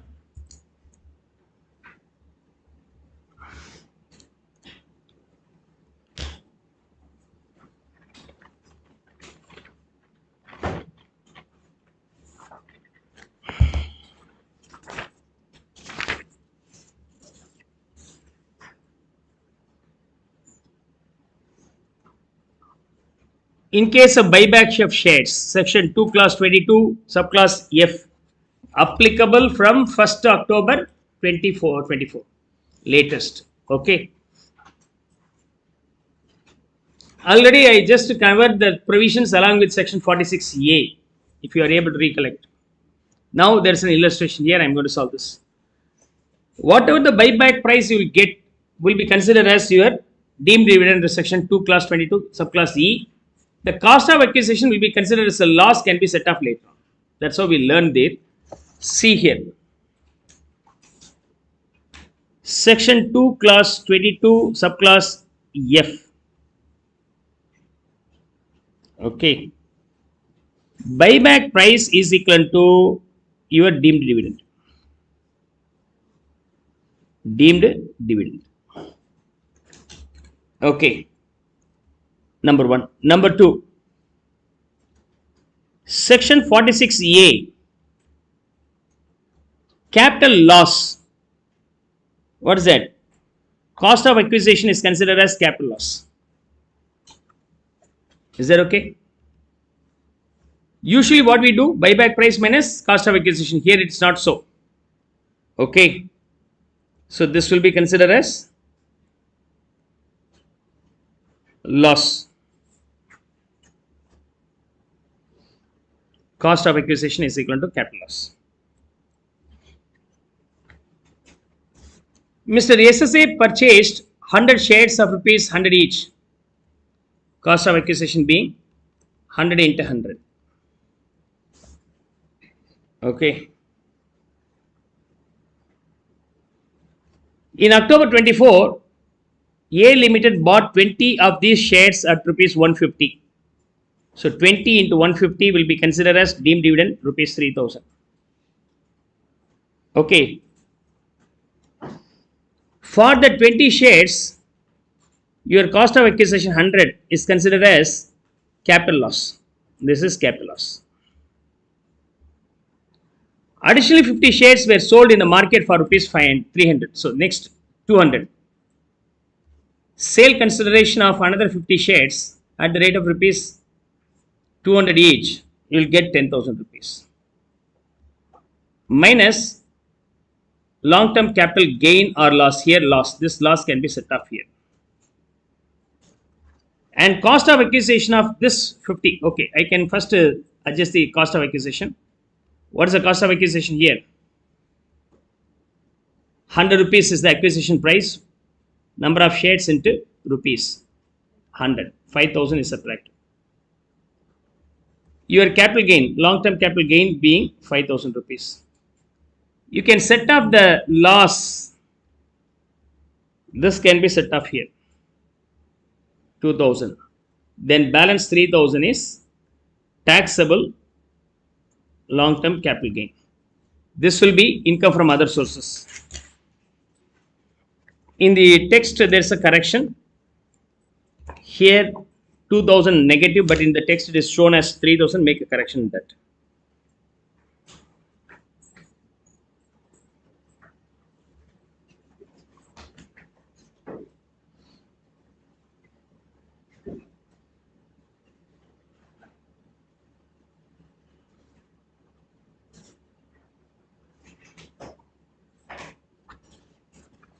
Clear?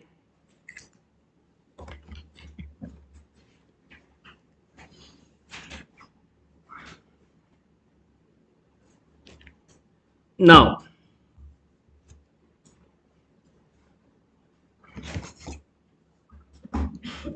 shall I move on to the next one?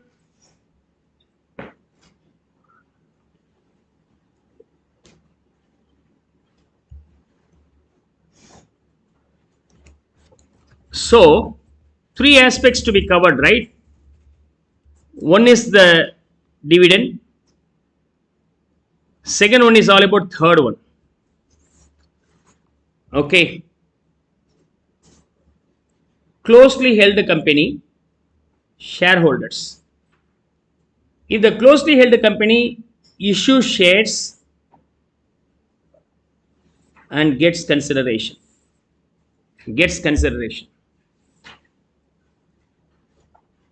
Okay, if the consideration being more than fair market value, come on, tell me, will you purchase by paying more than its worth? 100 rupees is the worth. Will you be able to pay 200 rupees? Definitely will not pay 200 rupees. Am I right? Clear? But what happens? If you do a job, your dad feels happy and gives money. The job's worth maybe only 50, but your dad may give 100 or 150 or 200 rupees also to motivate you to do the job. Sir, it will not happen in my family, sir. Okay, forget about the things. But it happens, no. If it is being closely held company, I need to support. It's my own company only, no. Only few of us being the member. The company is struggling to run. Then ourselves will make a decision. Let us issue 5 shares. The 5 share being 500 rupees, but we pay 1000 rupees. If it is so, the difference between the excess amount with after fair market value will be considered as income from other sources. This will be considered as income from other sources. Okay, it's called angel tax. Angel tax. Hmm? Promoters wants to promote the ideas of new budding entrepreneurs. Okay, like buy juice, lots of fund given to promote. Okay, so the same happens. Income from other sources is equal to consideration minus fair market value. Fair market value. Clear. Provided condition number one. Condition number one. Okay. Issue at premium. Issue at premium. Only then it is applicable. Right.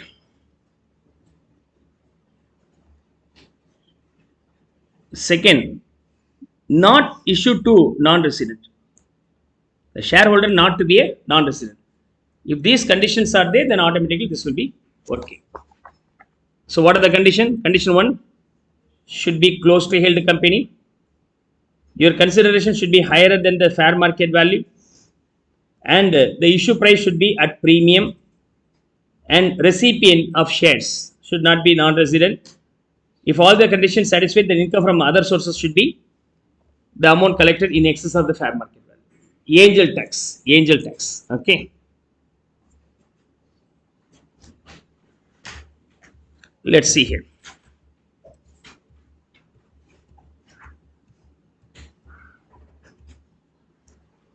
Now come on.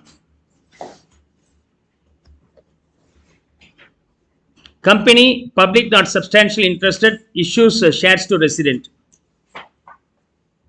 Now, last one is non-resident, then this will not fall under this category. In all other cases, 1 to 5, condition 1, resident is satisfied. What are the condition? Recipient should be resident,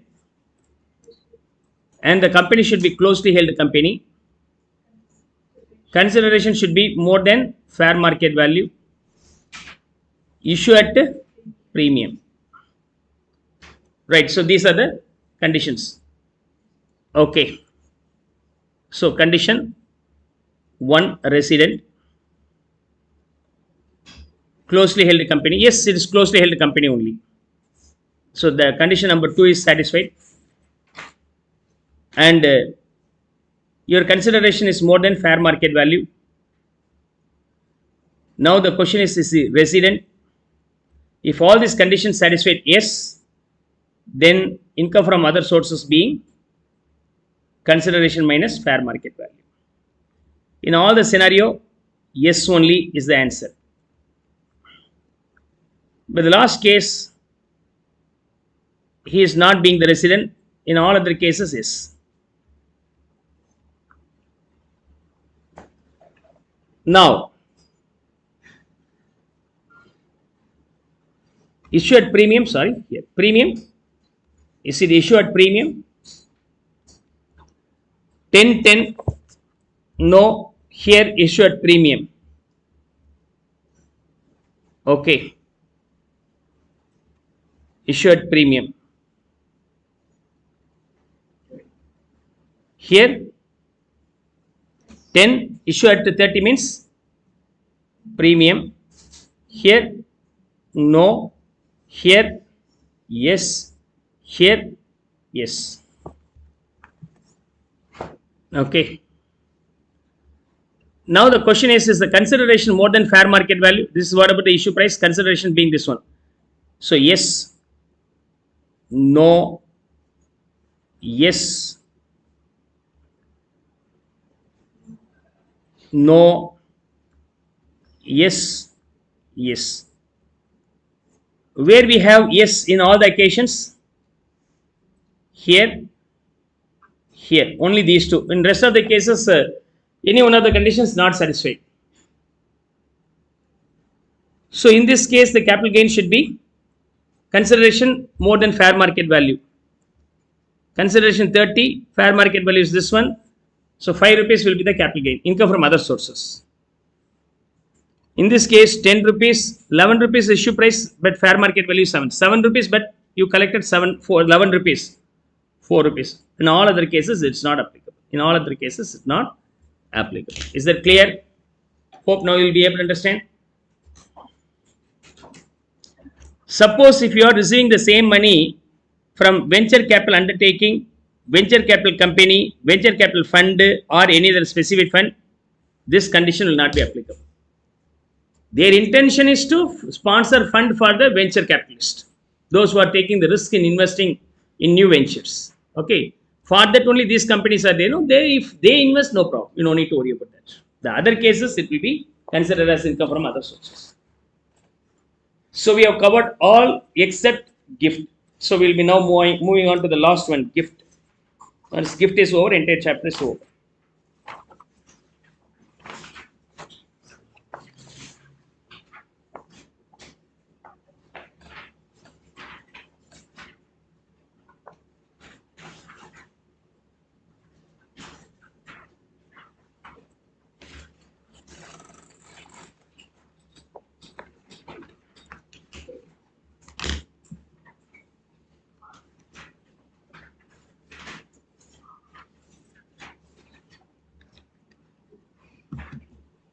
Now, in case gift is given, gift of what? Assets. Okay. Any immovable assets or movable assets should be JP Das VDA. Okay. SB and VDA.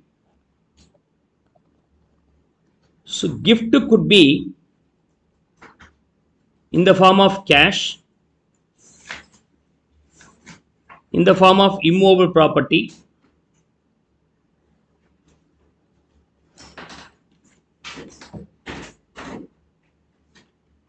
in the form of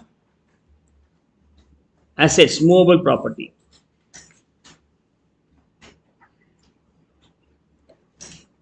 Movable property. Immovable property are being land, building or land and building. In case of movable property, JP Das SB. Okay.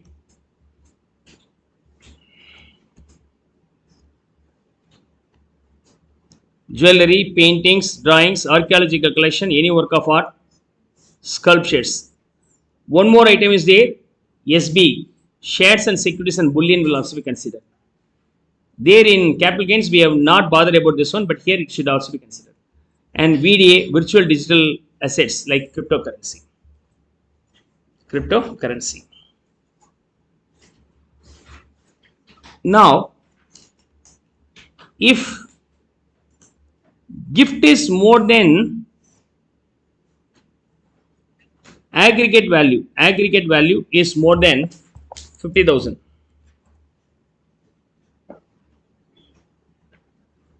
then it is taxable, else not taxable. So year on year, if you are getting the cash gift, count the value of amount you receive. The moment it touches 50,000 rupees, automatically fully taxable. Less than 50,000 rupees or 50,000, nothing is taxable. So if you are given some birthday gift and all from your friends and relatives, start count that. The moment it reaches 50, if your friend compels you to take another 1,000 rupees, you say no, I don't want to take. Okay, but there is a one more plan. Ask him to give the gift in another mode. Okay, what's that other mode? You can ask to give the gift under movable property manner. Movable property manner. Okay, any movable, you can ask. Don't give me cash. Give me a diamond ring. Okay. So do you have friends like that? Huh? So here, aggregate value of the gift you receive is more than 50,000 is taxable. Okay, you start count cash cross to 50,000. Stop at 50,000. Ask him to give some JP Das SB and all. So if you are getting the JP Das and SB and all, yeah, of course, automatically you exempt it. But the value of that should also be 50. You exhausted that one. Another friend comes, I want to give the gift. All gave the gift, so I too want to give the gift.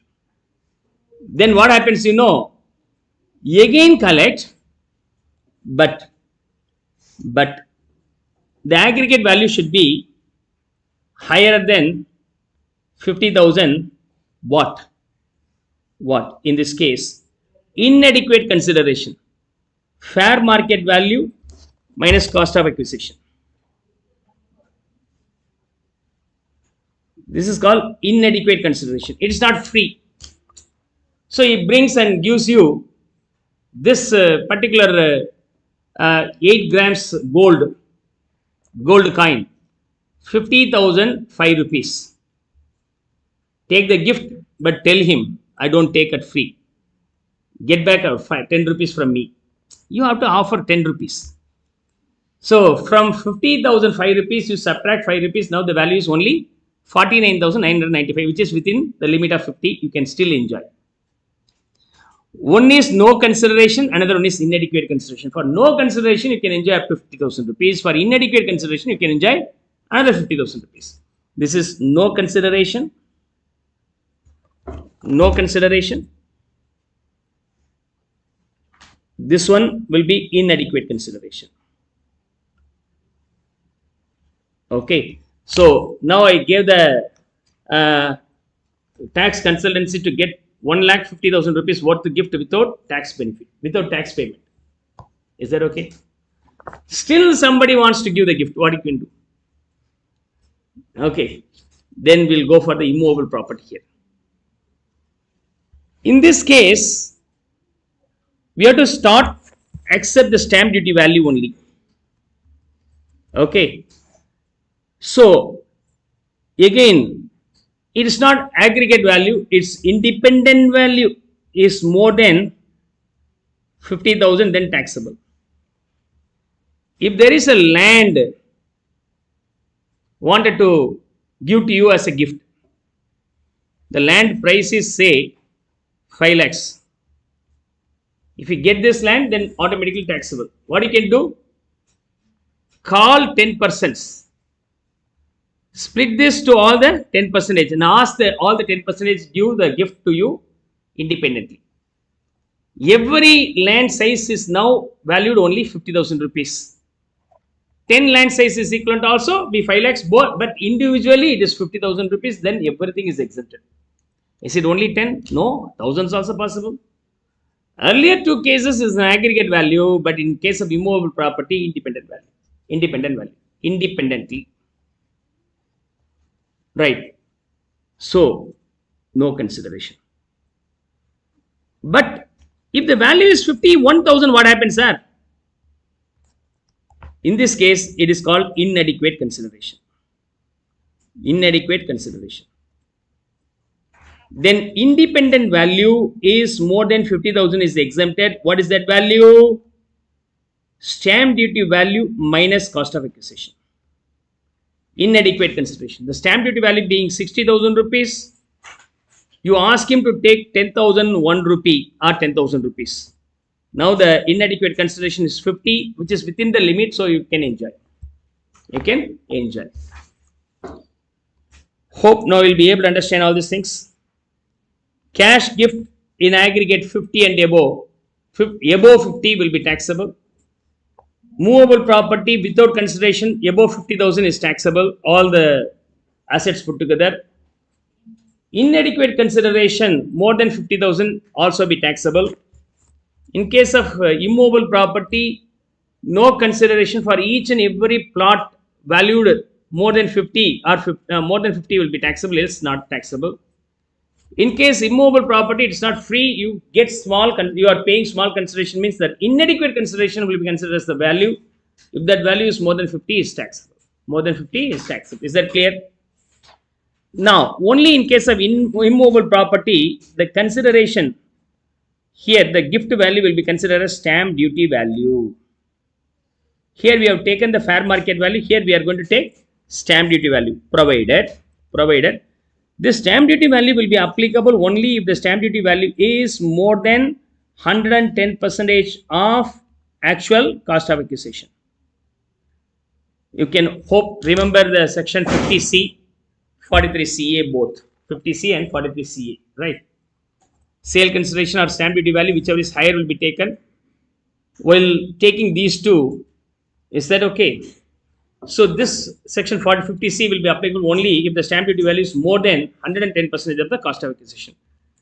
Only then this is applicable, else it's not applicable. So you have 5 blocks to get the donations. Still somebody wants to donate you around 5 lakhs, 10 lakhs, what you can do? Ask him to give by way of car. Car will not come under gift.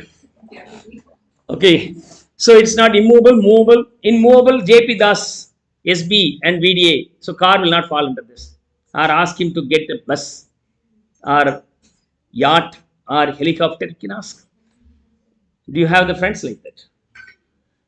Okay. So build the friendship. Hope you will now able to understand the taxable gift also. Despite that, it becomes taxable. What we can do? Get married. At the time of marriage, whatever the amount you get, nothing is taxable. So be cautious. Okay, only once. If you are repeating, then it will be troublesome. Right. On the occasion of marriage of the individual, any gift you get, fully exempted. Any gift you get, fully exempted. If you are getting from relative, also exempted.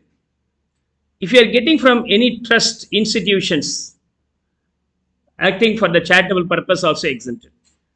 After the death of the payer, if you are getting amount from them, also exempted.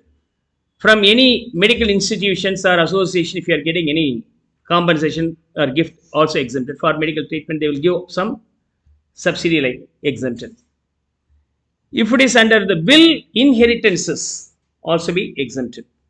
Any amount you get from the local authority, like flood during the time of flood and COVID, local government gives a donation and gift, like also exempted. University, education institution, any fund or foundations meant for giving the gift for promotion of anything, also be exempted. Mr. T. Dillu, that's how you can easily keep in mind. Mr. T. Dillu. Don't write in your exams. Keep in your mind. M represents marriage, R relative, T trust, D death, H hospital, I inheritance, L local authority, U university. In case of Mr. T. Dillu case, nothing is taxable. Any level you get the donations, nothing is taxable. Right? Marriage, relative, Mr. T. Okay. Trust, Dillu, D. Death, H. Hospital, I. Inheritances, and L. Local authority, U. University. In these cases, you don't get the tax at all. Everything is exempted. Now, the question is, who is called relative? Who is called relative? So, for that, you need to understand the relative term also. Okay. Now, who is called relative? Mr. A. If A being the assessee, if he gets the money or gift from spouse, son-in-law, and sister-in-law, brother-in-law and sister-in-law, and directly from brother and sister, will be exempted. Father and mother, and born with father and mother, okay, uncle or aunt, brother and sisters of father and mother will also be considered as exempted. And spouse, father and mother, father-in-law and mother-in-law also be considered as exempted. Apart from that, lineal descendant and ascendant will be considered as family. Okay, if you are getting 1 lakh rupees from your uncle, nothing is taxable. If you are giving 1 lakh to your uncle, taxable, because for uncle, okay, sister or brother's son or daughter is not relative, nephew and niece not a relative. So once my uncle asked me, give me 1 lakh rupees, it's exempted only. No, if you give, then it's exempted. You just give. When you are willing to give me, I am waiting for. Then he stopped coming for the consultancy of tax with me. Right. So uncle and aunt. So we have uncle and aunt. So if you are getting from uncle and aunt, exempted. If you are giving to uncle and aunt, it's taxable. Hope you will be now able to understand. Assessee and brothers and sisters of assessee, spouse, brother and sister. Father and mother, spouse, father and mother. One more thing. With the father, mother, who are born, brother or sister, maybe uncle and aunt will also fall under that. And lineal ascendant and descendant is nothing but father of father, mother of father, father of mother, and mother of mother, same way. And son, daughter, and thereafter also. Lineal ascendant and descendant, and spouse of such relatives. In case of Hindu undivided family, members of Huff will be considered as relatives. Members of Huff will be considered as relative. So, majority cases are getting over.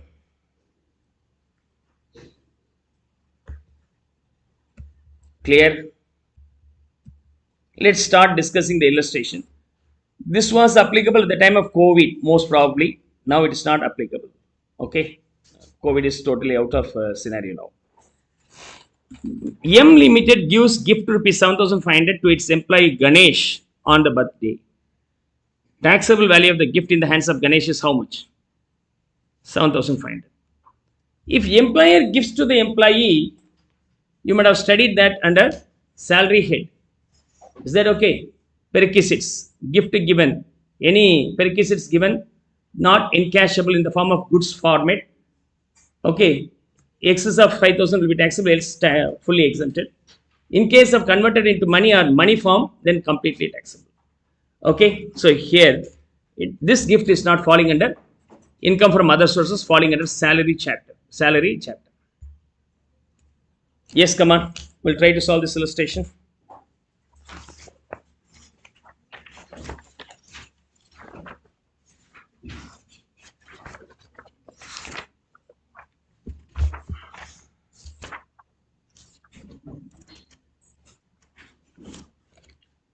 Janak received the following gift during the financial year 24-25. Cash gift from father-in-law. Father-in-law is relative, exempted. Why exempted? Relative. Cash gift from marriage on the occasion of marriage. So, Mr. T. Dillu. Because of that reason, this is exempted. Value of the watch. Watch is not falling under J.P. Das, SB and VDA, so exempt. Shares received as gift from wife's friend. Shares and bullion will be considered as securities and bullion will be considered as assets only, and the gift value is more than 50, definitely it's taxable. Clear?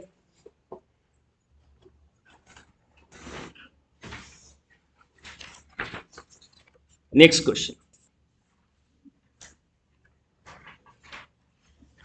Mr. A dealer in shares, received the following without consideration. Dealer in shares. Cash gift 75,000 and his anniversary. So cash gift taxable because the aggregate value is more than 50, so entirely taxable. Bullion, the fair market value being 60 on the birth date. Bullion also considered as capital assets, so it is taxable as the value is more than 50,000 rupees. Bullion. A plot of land at Faridabad on 1st July 2024, the stamp value of which is 5 lakhs on the date. B purchased the land in April 2023. He purchased the land. Okay. A purchased the land plot from B.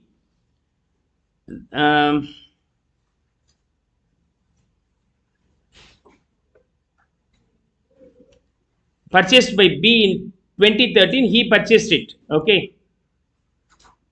Now, gift. It's gift without consideration. What happens here? If the stamp duty value is more than 50,000 rupees, then it is taxable. Here 5 lakhs, so this will be taxable. So plot received as gift. As the value is more than 5 lakhs, 50,000 taxable. Mr. A purchased from his friend Mr. C. He is being the dealer of share. Who is a dealer of shares? 1,000 shares of X Limited, 400, but the fair market value is 600. Fair market value 600, he paid only 400, 200 rupees cheaper.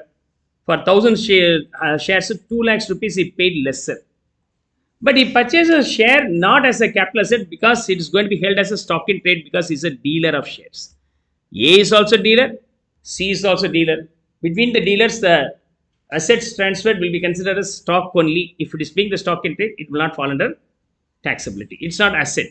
You know that, no? What are called capital assets? All the movable assets other than cash stock in trade. All the JPDAs other than stock in trade. So, share transfer is not taxable because it's being stock in trade. Further, on 1st November 2024, Mr. A took possession of property building booked by him 2 years back at rupees 20 lakhs. Mr. A took possession of property booked by him 2 years back at rupees 20 lakhs. The stamp value, duty value of the property being 32 lakhs on this date. On the date of booking, it was only 23 lakhs. He has paid 1 lakh by account pay check as down payment on the date of booking. Understand? Which date stamp duty value will be taken? Even a part payment is given, an agreement is made, that payment is routed through account, then that date stamp duty value is final. We have been given 2 stamp duty value, only one is 23, one is 32. At the time of advance, the stamp duty value is only 23 lakhs, not this one, so it is final. Will it be applicable? If the stamp duty value is more than 110% of sale consideration, then this provision is applicable. Stamp duty 23, 110% of sale consideration being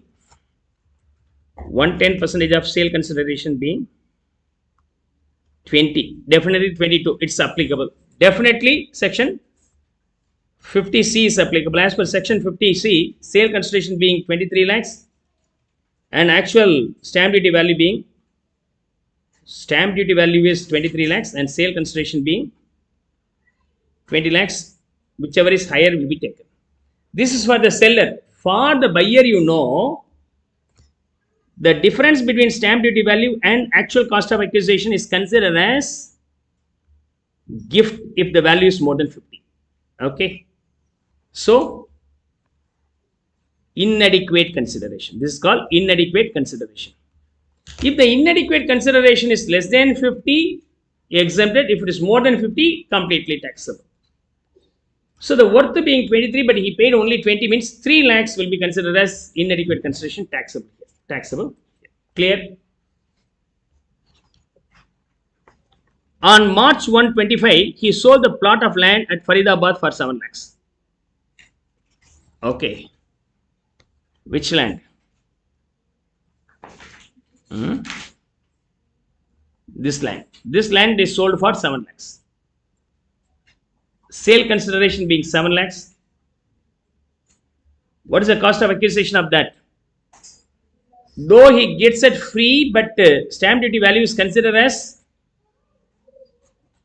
income, then automatically this stamp duty value is considered as cost of acquisition. This is called deemed cost of acquisition. The difference between these two is your capital gain, short term capital gain. The moment it is taxed at the stamp duty value, thereafter stamp duty value will be a cost of acquisition whether you pay it or not. You are not paid anything. Though you are not paid anything, the stamp duty value is considered as income from other sources. Because of that reason, that stamp duty value is considered as cost of acquisition. Is that okay? Now come on, get me this value. 9,35,000 is income from other sources, and this 2 lakhs is considered as short term capital gain. Clear?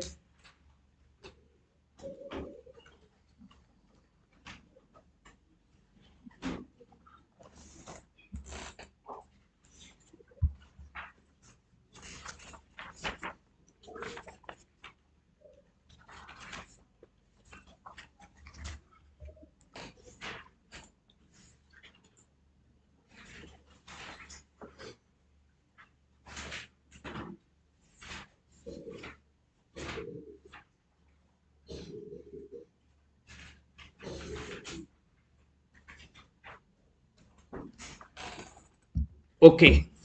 So another concept requires more attention. So I'll continue the rest in the next class. Next class I'll finish up this one as well as clubbing also. Okay.